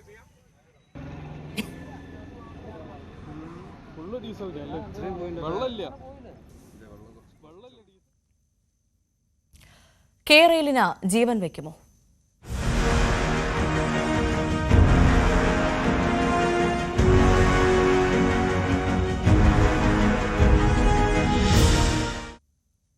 കേരയിൽ നിർണായക യോഗം ഇന്ന് കൊച്ചിയിൽ. ദക്ഷിണ റെയിൽവേ കേരയിൽ ഉന്നത ഉദ്യോഗസ്ഥർ പങ്കെടുക്കും. സ്റ്റാൻഡേർഡ് ഗേജ് മാറ്റി ബ്രോഡ് ഗേജ് ആക്കണമെന്നതടക്കമുള്ള റെയിൽവേയുടെ നിർദ്ദേശങ്ങൾ ചർച്ചയാകും. യോഗം ഉച്ചയ്ക്ക് 2:30 നവമി ദിനേശ് നൽകും വിവരങ്ങൾ. നവമി, സിൽവർ ലൈൻ വരുമോ ഇല്ലയോ എന്ന് നമുക്ക് ഇന്ന് അറിയാൻ സാധിക്കുമോ? ഭവ്യ, തീർച്ചയായും ഇന്ന് ഏറ്റവും നിർണായകമായിട്ടുള്ള ഒരു യോഗം തന്നെയായിരിക്കും ഉച്ചയ്ക്ക് കൊച്ചിയിൽ നടക്കുക. ദക്ഷിണ റെയിൽവേയും കേരയിൽ അധികൃതരുമായിട്ടായിരിക്കും കൂടിക്കാഴ്ച. എറണാകുളം ചീഫ് അഡ്മിനിസ്ട്രേറ്റീവ് ഓഫീസറുടെ കാര്യാലയത്തിലായിരിക്കും ഈ കൂടിക്കാഴ്ച നടക്കുക. റെയിൽവേ നിർമ്മാണ വിഭാഗം ചീഫ് അഡ്മിനിസ്ട്രേറ്റർ ഓഫീസറായിട്ടുള്ള ഷാജി സക്കറിയും KMRL MD വി അജിത് കുമാറും എന്നിവരാണ് കേരയിൽ MD അജിത് കുമാറുമായിരിക്കും ഇന്നത്തെ യോഗത്തിൽ പങ്കെടുക്കുക. എന്തായാലും ഈ യോഗത്തിൽ ഏറ്റവും നിർണായകമായിട്ടുള്ള കാര്യം സിൽവർ ലൈൻ കേരളത്തിൽ വരുമോ, കേരയിൽ വരുമോ എന്നൊരു ചോദ്യത്തിൽ ഒരു ഉത്തരമുണ്ടാകും. അതിൽ ഏറ്റവും പ്രധാനപ്പെട്ട കാര്യം DPR പുതുക്കി സമർപ്പിക്കാൻ കേരയിൽ നേരത്തെ തന്നെ അധികൃതരോട് ആവശ്യപ്പെട്ടിരുന്നു. ഈ റെയിൽവേ നേരത്തെ തന്നെ ഈ കേരയിൽ അധികൃതരോട് ഈ DPR പുതുക്കി നൽകണമെന്ന് ആവശ്യപ്പെട്ടിരുന്നു. ഇതിൽ ഏറ്റവും പ്രധാനപ്പെട്ട കാര്യം ഈ സ്റ്റാൻഡേർഡ് ഗേജ് മാറ്റി ബ്രോഡ് ഗേജ് ആക്കണമെന്നായിരുന്നു റെയിൽവേയുടെ ആവശ്യം. കാരണം ഈ നമ്മുടെ നിലവിലുള്ള സാഹചര്യത്തിൽ ഈ റെയിൽവേ ആയിക്കോട്ടെ അല്ലെങ്കിൽ നമ്മുടെ വന്ദേ ഭാരത് ഉൾപ്പെടെയുള്ള ട്രെയിനുകൾ ഈ സിൽവർ ലൈൻ പാതയിൽ കൂടി തന്നെ പോകണമെന്നൊരു നിർദ്ദേശം കൂടിയായിരുന്നു റെയിൽവേ മുന്നോട്ട് വെച്ചത്. ഈ DPRൽ ഇത്തരത്തിൽ മാറ്റം വരുത്തി കൊടുക്കുകയാണെങ്കിൽ ഈ വേഗതയാണ് കേരളത്തെ സംബന്ധിച്ച വേഗതയാണ് അതിന്റെ ഏറ്റവും പ്രധാനപ്പെട്ട ഘടകം. അങ്ങനെ വേഗതയിൽ ഏതെങ്കിലും തരത്തിലുള്ള ഒരു വിട്ടുവീഴ്ച വരുത്തി അല്ലെങ്കിൽ കേരളത്തിന്റെ ഈ റെയിൽവേയുടെ ആവശ്യം അംഗീകരിച്ചുകൊണ്ട് ഒരു രീതിയിലേക്ക് മുന്നോട്ട് പോകാൻ കേരളത്തിനാകുമോ എന്നുള്ളൊരു പ്രധാനപ്പെട്ട ചോദ്യമാണ് ഇന്ന് ഉണ്ടാകുക. എന്തായാലും അതിനടക്കമുള്ള ഉത്തരങ്ങൾ ഉണ്ടാകുമെന്നാണ് നമുക്ക് അറിയാൻ സാധിക്കുന്നത്. എന്തായാലും 2:30 ഈ ഒരു യോഗത്തിൽ എന്തായിരിക്കും കേരളത്തിന്റെ ഭാവി, പച്ചക്കൊടി തന്നെ ആയിരിക്കുമോ കേന്ദ്രം ഇതിന് നേരെ വീശുന്നത് എന്നതിൽ ഒരു തീരുമാനം ഉണ്ടാകും. ഭവ്യ, തീർച്ചയായും ഇന്നെന്തായാലും അറിയാം കേരള ട്രാക്കിൽ കയറുമോ ഇല്ലയോ എന്ന കാര്യത്തിൽ നിർണായക യോഗമാണ് കൊച്ചിയിൽ നടക്കുന്നത്. യോഗത്തിന് ശേഷം മാത്രമേ നമുക്ക് ഇക്കാര്യത്തിൽ ഒരു സ്ഥിരീകരണത്തിലേക്ക് എത്താൻ സാധിക്കുകയുള്ളൂ. കേരളയിൽ വരുമോ ഇല്ലയോ എന്ന ചോദ്യത്തിന് ഇന്ന് ഉത്തരം ലഭിക്കും. നവമി ദിനേശാണ് വിവരങ്ങൾ പങ്കുവച്ചത്. നമ്മൾ ഇനി രാവിലെയിൽ കടക്കാൻ പോകുന്നത് വാർത്തകൾ വേഗത്തിൽ നോക്കാനാണ്. ഫാസ്റ്റ് ന്യൂസുമായി ചേരും കൃഷ്ണേന്ദു.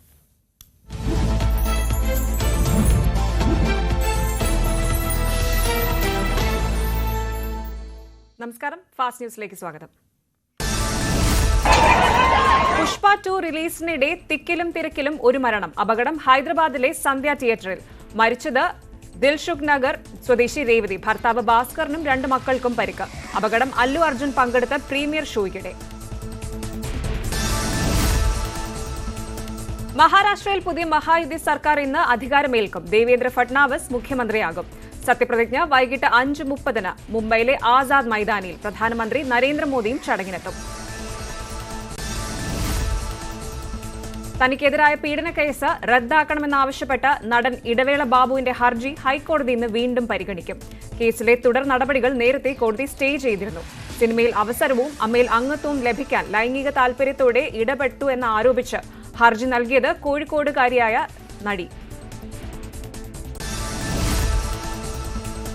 ദുരന്ത നിവാരണ ഭേദഗതി ബിൽ ഇന്ന് ലോക്സഭയിൽ. വയനാട് വിഷയം ഉന്നയിക്കാൻ കേരളത്തിൽ നിന്നുള്ള MP മാർ. വയനാടിന് പ്രത്യേക പാക്കേജിനുള്ള കേരളത്തിന്റെ അപേക്ഷ അംഗീകരിക്കണമെന്നാവശ്യം. Hindustan Petroleum Corporation Limited Elathur ഡിപ്പോയിലെ ഡീസൽ ചോർച്ചയിൽ ഇന്ന് പരിശോധന. ഓവർഫ്ലോ മോണിറ്ററിംഗ് സംവിധാനത്തിൽ പാളിച്ചകൾ ഉണ്ടോ എന്ന് പരിശോധിക്കും. പരിശോധനയ്ക്ക് എത്തുന്നത് വിവിധ വകുപ്പുകളിൽ നിന്നുള്ള സംയുക്ത വിദഗ്ധ സംഘം. ഇടമുളയ്ക്കൽ സഹകരണ ബാങ്ക് ക്രമക്കേട് കേസിൽ രജിസ്റ്റർ ചെയ്യാൻ EDക്ക് ഹൈക്കോടതിയുടെ നിർദ്ദേശം.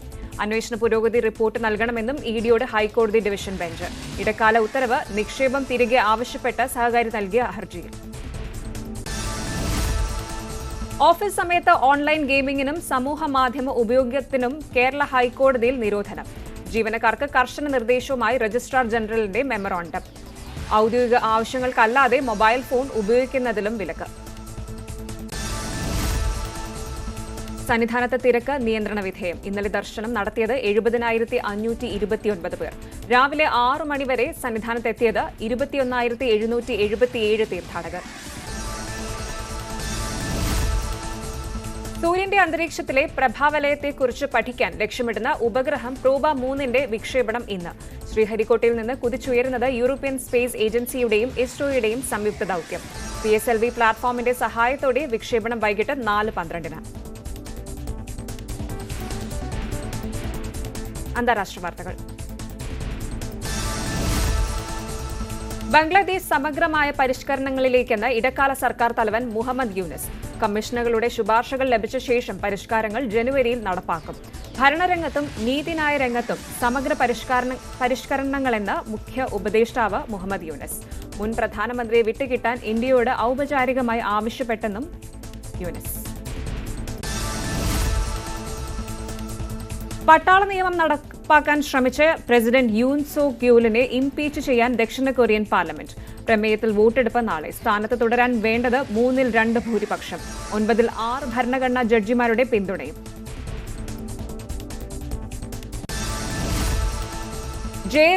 ജേറഡ് ഐസക്മാൻ ബഹിരാകാശ ഏജൻസിയായ നാസയുടെ അടുത്ത മേധാവിയാകും. പ്രഖ്യാപനം നടത്തിയത് നിയുക്ത US പ്രസിഡന്റ് ഡൊണാൾഡ് ട്രംപ്. ചരിത്രത്തിൽ ആദ്യമായി സ്പേസ് വാക്ക് നടത്തിയ സിവിലിയൻ സഞ്ചാരികളിൽ ഒരാളാണ് ജേറഡ്. അമേരിക്കൻ സംരംഭകനും ശതകോടീശ്വരനുമാണ് അദ്ദേഹം.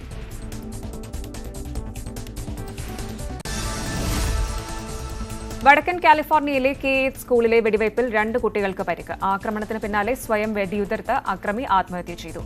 വെടിവയ്പ് നടന്നത് പെലോർമയിലെ Feather River School of Seventh Day Adventist. പ്രാദേശിക വാർത്തകൾ. പത്തനംതിട്ട അഗ്രികൾച്ചറൽ ഇംപ്രൂവ്മെന്റ് സഹകരണ സംഘത്തിനെതിരെ പരാതി.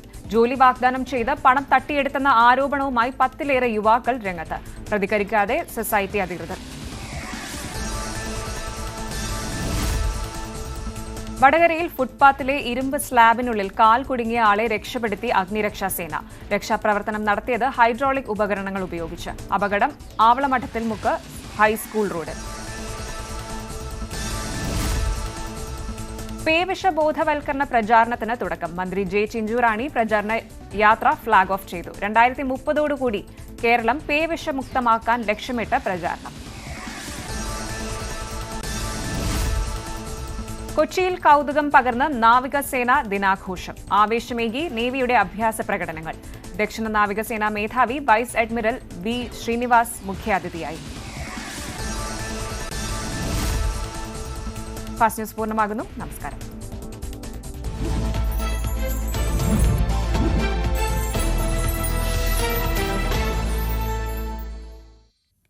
താങ്ക് യു കൃഷ്ണേന്ദു ആണ് ഫാസ്റ്റ് ന്യൂസുമായി ചേർന്നത്. അപ്പോൾ നമ്മൾ മറ്റു വാർത്തയിലേക്ക് കടക്കുകയാണ്.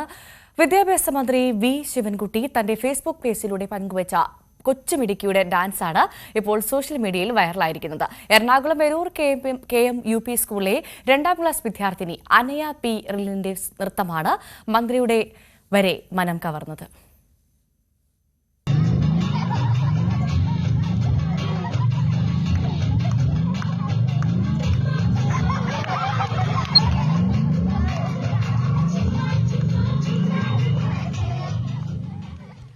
കഴിഞ്ഞ ദിവസം നമ്മുടെ വിദ്യാഭ്യാസ മന്ത്രിയുടെ ഫേസ്ബുക്കിൽ ഒരു മിടുക്കിയുടെ ഡാൻസ് പോസ്റ്റ് ചെയ്തത് കണ്ടു.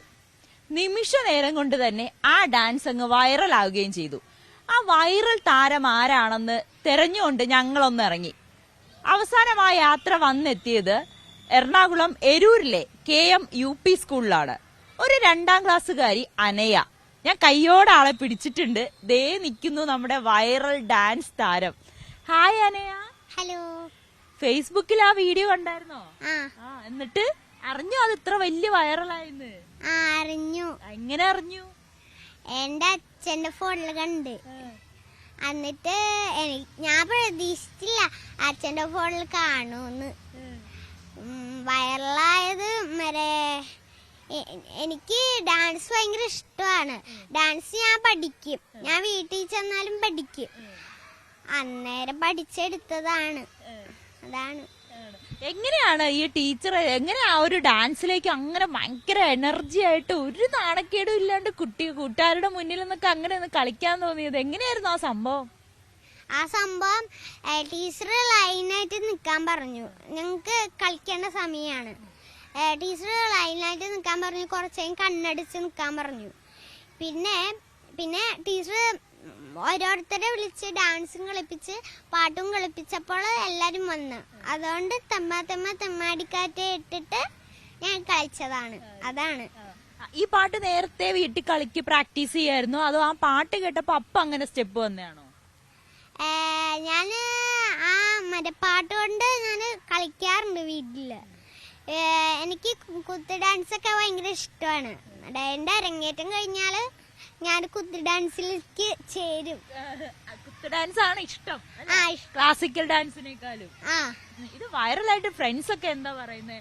ഒരുപാട് ആളുകൾ വന്ന് ആനയുടെ ഇങ്ങനെ ഇന്റർവ്യൂ ഒക്കെ എടുക്കുന്ന കണ്ടിട്ട് ഫ്രണ്ട്സ് ഒക്കെ എന്താ പറഞ്ഞേ? ഫ്രണ്ട്സൊക്കെ ഒരുവിധം ഫ്രണ്ട്സൊക്കെ പറഞ്ഞു. എനിക്ക് ഭയങ്കര സന്തോഷമായി. പിന്നെ എൻ്റെ കൂട്ടുകാരി ഉണ്ട് ആരാധ്യ പറഞ്ഞ് എൻ്റെ ഡാൻസ് അടിപൊളിയാണെന്ന് പറഞ്ഞു. അതേട്ട് എനിക്ക് സന്തോഷമായി. ഫ്രണ്ട്സിന്റെ മുന്നിൽ ഇങ്ങനെ ഡാൻസ് കളിക്കാൻ ഭയങ്കര ഇഷ്ടമാണോ? ഇഷ്ടം. അങ്ങനെ ഒരു ഷൈ ഒന്നുമല്ല? ഇല്ല. ഇനിയും പാട്ടിട്ടാ കളിക്കും എത്ര പേരുണ്ടെങ്കിലും? ഒരു കുഴപ്പമില്ല. ടീച്ചേഴ്സ് ഒക്കെ എന്താ വീട്ടിലെന്താ പറയുന്നത്? അച്ഛനും അമ്മയൊക്കെ ഇത് കണ്ടിട്ട്? അച്ഛനും അമ്മയൊക്കെ കണ്ടിട്ട് എന്നെ ഭയങ്കര കെട്ടുപിടിക്കലും പിന്നെ എൻ്റെ നാട്ടിലുള്ള ആൾക്കാരൊക്കെ കരയുന്നു കണ്ടിട്ട് പിന്നെ സന്തോഷമായി. മന്ത്രി വിളിച്ചായിരുന്നോ? ഇല്ല, വിളിച്ചില്ല. വിളിക്കുമെന്ന് തോന്നുന്നല്ലേ? അതിനും കാത്തിരിക്കുകയാണോ? അപ്പൊ എന്തായാലും ഇത് കണ്ടിട്ട് മിനിസ്റ്റർ വിളിക്കട്ടെ. പിന്നെ ടീച്ചർ പ്രിൻസിപ്പൾ ആണല്ലേ വീഡിയോ എടുത്തത്? എന്നാ ടീച്ചർ ആ സമയത്ത് വീഡിയോ എടുക്കുന്നത് മോള് കണ്ടായിരുന്നോ? അന്നേരം ടീച്ചർ വീഡിയോ എടുത്തു. ഞാൻ അവിടുന്ന് കളിച്ച് എല്ലാരും കണ്ടേച്ചു. ടീച്ചർ അതിന്റെ മുമ്പ് ആദ്യം തൊട്ട് സ്റ്റെപ്പ് ഇട്ടപ്പോ ടീച്ചർ എല്ലാരും ചിരിച്ച് പിന്നെയാണ് ടീച്ചർ വീഡിയോ എടുത്തത്. ടീച്ചറെ, അനയ്യയുടെ ഡാൻസ് ടീച്ചറാണ് അന്ന് വീഡിയോ എടുത്തത്. സ്കൂളിന്റെ ഫേസ്ബുക്കിലാണ് പോസ്റ്റ് ചെയ്തത്. പ്രതീക്ഷിച്ചോ ഇത്രയേറെ വൈറലാവും, വിദ്യാഭ്യാസ മന്ത്രി ഉൾപ്പെടെ അത് ഷെയർ ചെയ്യും? ഇല്ല, ഒട്ടും പ്രതീക്ഷിച്ചില്ല. നമ്മൾ സ്കൂളിന്റെ കുട്ടികളുടെ ഒരു പ്രോഗ്രാം അങ്ങനെ വീഡിയോ എടുത്തു. അത് കുട്ടികൾക്ക് കാണാൻ വേണ്ടിയിട്ട് അവരുടെ ക്ലാസ് ഗ്രൂപ്പുകളിലേക്ക് ഞാൻ സാധാരണ അയക്കാറുണ്ട്. അതുപോലെ പിന്നെ അത് കുറച്ചുകൂടി നല്ല രസമുള്ളത് കൊണ്ട് ഞാൻ നമ്മുടെ സ്കൂളിന്റെ FB പോസ്റ്റിൽ ഇട്ടെന്ന് മാത്രമേ ഉള്ളൂ. ഇത്രയും വൈറലാവുമെന്ന് വിചാരിച്ചില്ല. പഠിക്കാനും എടുക്കണ്ടോ?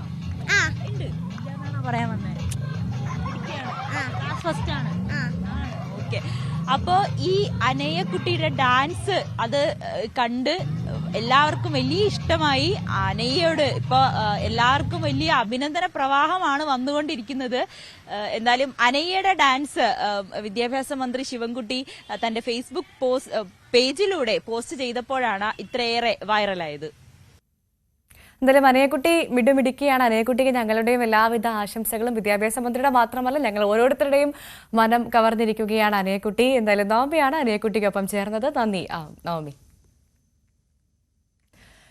ദക്ഷിണ കൊറിയയിൽ കഴിഞ്ഞ മണിക്കൂറുകളിലുണ്ടായ നാടകീയ സംഭവങ്ങൾക്ക് പിന്നാലെ ഇംപീച്ച്മെന്റ് ഭീഷണിയിൽ പ്രസിഡന്റ് യുൻ സോക്യോൾ. രാജ്യത്ത് ഒരു മുന്നറിയിപ്പുമില്ലാതെ ചൊവ്വാഴ്ച പട്ടാള ഭരണം പ്രഖ്യാപിച്ച യുനിന് മണിക്കൂറുകൾക്കകം അത് പിൻവലിക്കേണ്ടി വന്നു. മാത്രമല്ല, ചെറിയ ഭൂരിപക്ഷത്തിൽ 2022 അധികാരമേറ്റ യുനിന്റെ രാഷ്ട്രീയ ഭാവി വെള്ളിയാഴ്ച നടക്കുന്ന ഇംപീച്ച്മെന്റ് വോട്ടെടുപ്പോടെ തീരുമാനമാകും. ഭരണപക്ഷത്തെയും പ്രതിപക്ഷത്തെയും ജനങ്ങളെയും ഒരുപോലെ ഞെട്ടിച്ചുകൊണ്ടാണ് തെക്കൻ കൊറിയയിൽ പ്രസിഡന്റ് യൂൻ സോക് യോൾ ചൊവ്വാഴ്ച പട്ടാള ഭരണം പ്രഖ്യാപിച്ചത്. രാജ്യവിരുദ്ധ ശക്തികളെ തടയാനാണെന്നും വടക്കൻ കൊറിയയുടെ സഹായത്തോടെ രാജ്യത്തെ തകർക്കാൻ ചിലർ ശ്രമിക്കുന്നുണ്ടെന്നും ആരോപിച്ച യൂൻ ഇക്കൂട്ടരെ വകവരുത്താൻ പട്ടാള ഭരണം അനിവാര്യമാണെന്ന് പ്രഖ്യാപിക്കുകയായിരുന്നു. ഉന്നയിച്ച ആരോപണങ്ങൾ തെളിയിക്കുന്ന ഒന്നും തന്നെ യൂനിന്റെ പക്കൽ ഉണ്ടായിരുന്നില്ലെങ്കിലും പ്രഖ്യാപനത്തിന് പിന്നാലെ നാഷണൽ അസംബ്ലിയും നഗരങ്ങളും പോലീസ് വളഞ്ഞു. പട്ടാള ഹെലികോപ്റ്റർ രാജ്യത്താകമാനം നിരീക്ഷണം ആരംഭിച്ചു. പക്ഷേ പിന്നീട് നടന്നതൊന്നും യൂൻ സോക് യോൾ കരുതിയതുപോലെ ആയിരുന്നില്ല. സ്വന്തം പാർട്ടി പോലും യൂനിനെ തള്ളിപ്പറഞ്ഞു.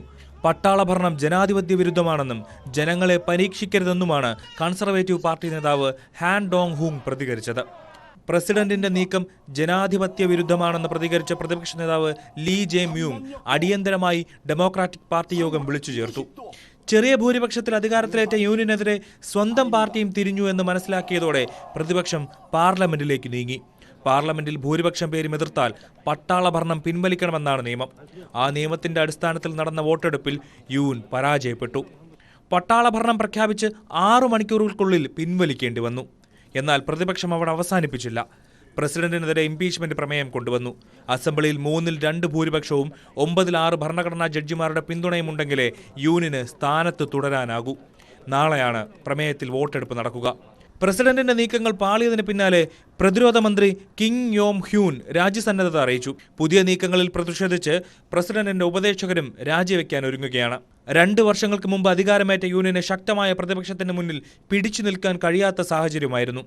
കൂടാതെ യൂണിന്റെ ഭാര്യയ്ക്കും ഉന്നത ഉദ്യോഗസ്ഥർക്കുമെതിരായ അഴിമതി ആരോപണങ്ങളും ഭരണപക്ഷത്തെ ഉലച്ചു. വരുന്ന വാർഷിക ബജറ്റും സർക്കാരിന് തിരിച്ചടിയാകുമെന്നും വിലയിരുത്തലുണ്ട്. ഈ സാഹചര്യത്തിലാണ് യൂൻ പട്ടാള ഭരണം പ്രഖ്യാപിച്ച് തടിയൂരാൻ ശ്രമിച്ചത്. International desk, News 18. ഇന്ന് ഒരുപാട് ആളുകളുടെ സ്പെഷ്യൽ ഡേ ആയിരിക്കും അല്ലെ. എന്റെയും ഒരു സ്പെഷ്യൽ ഡേ ആണ്, എനിക്കും സന്തോഷമുള്ള ദിവസമാണിത്. അതേപോലെ തന്നെ ഇന്ന് സ്പെഷ്യൽ ഡേ ആഘോഷിക്കുന്ന, അതായത് പിറന്നാള്, വിവാഹ വർഷം, അങ്ങനെ ഇന്നത്തെ ദിവസം സന്തോഷമുള്ള ദിവസമാകട്ടെ എല്ലാവർക്കും. അപ്പം ഇന്നത്തെ ദിവസം സ്പെഷ്യൽ ആയിട്ടുള്ള ആളുകൾക്കൊക്കെ ഞങ്ങൾ ന്യൂസ് 18ന്റെ ഒരു സ്പെഷ്യൽ ഡേ ആശംസിക്കുകയാണ്. അപ്പം ഞങ്ങളോട് സന്തോഷം പങ്കുവെച്ച ചിലരുമുണ്ട്. ഒരാൾ തിരുവനന്തപുരം ആലംകോട് സ്വദേശികളായ റാഫി നൌഫിയാണ്. ഇവരുടെ വിവാഹ വാർഷികമാണിത്. എന്തായാലും ഇരുവർക്കും ആശംസകൾ.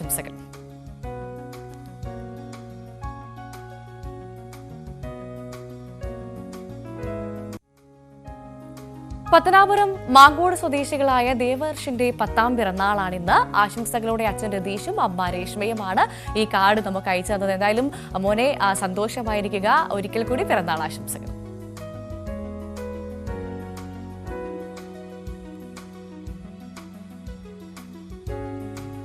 പ്രേക്ഷകർക്ക് ന്യൂസ് 18നൊപ്പം സ്പെഷ്യൽ ഡേ ആഘോഷിക്കാം. ഇപ്പോൾ സ്ക്രീനിൽ കാണുന്ന ഈ നമ്പറിലേക്ക് വാട്സ്ആപ്പ് ചെയ്താൽ മതി.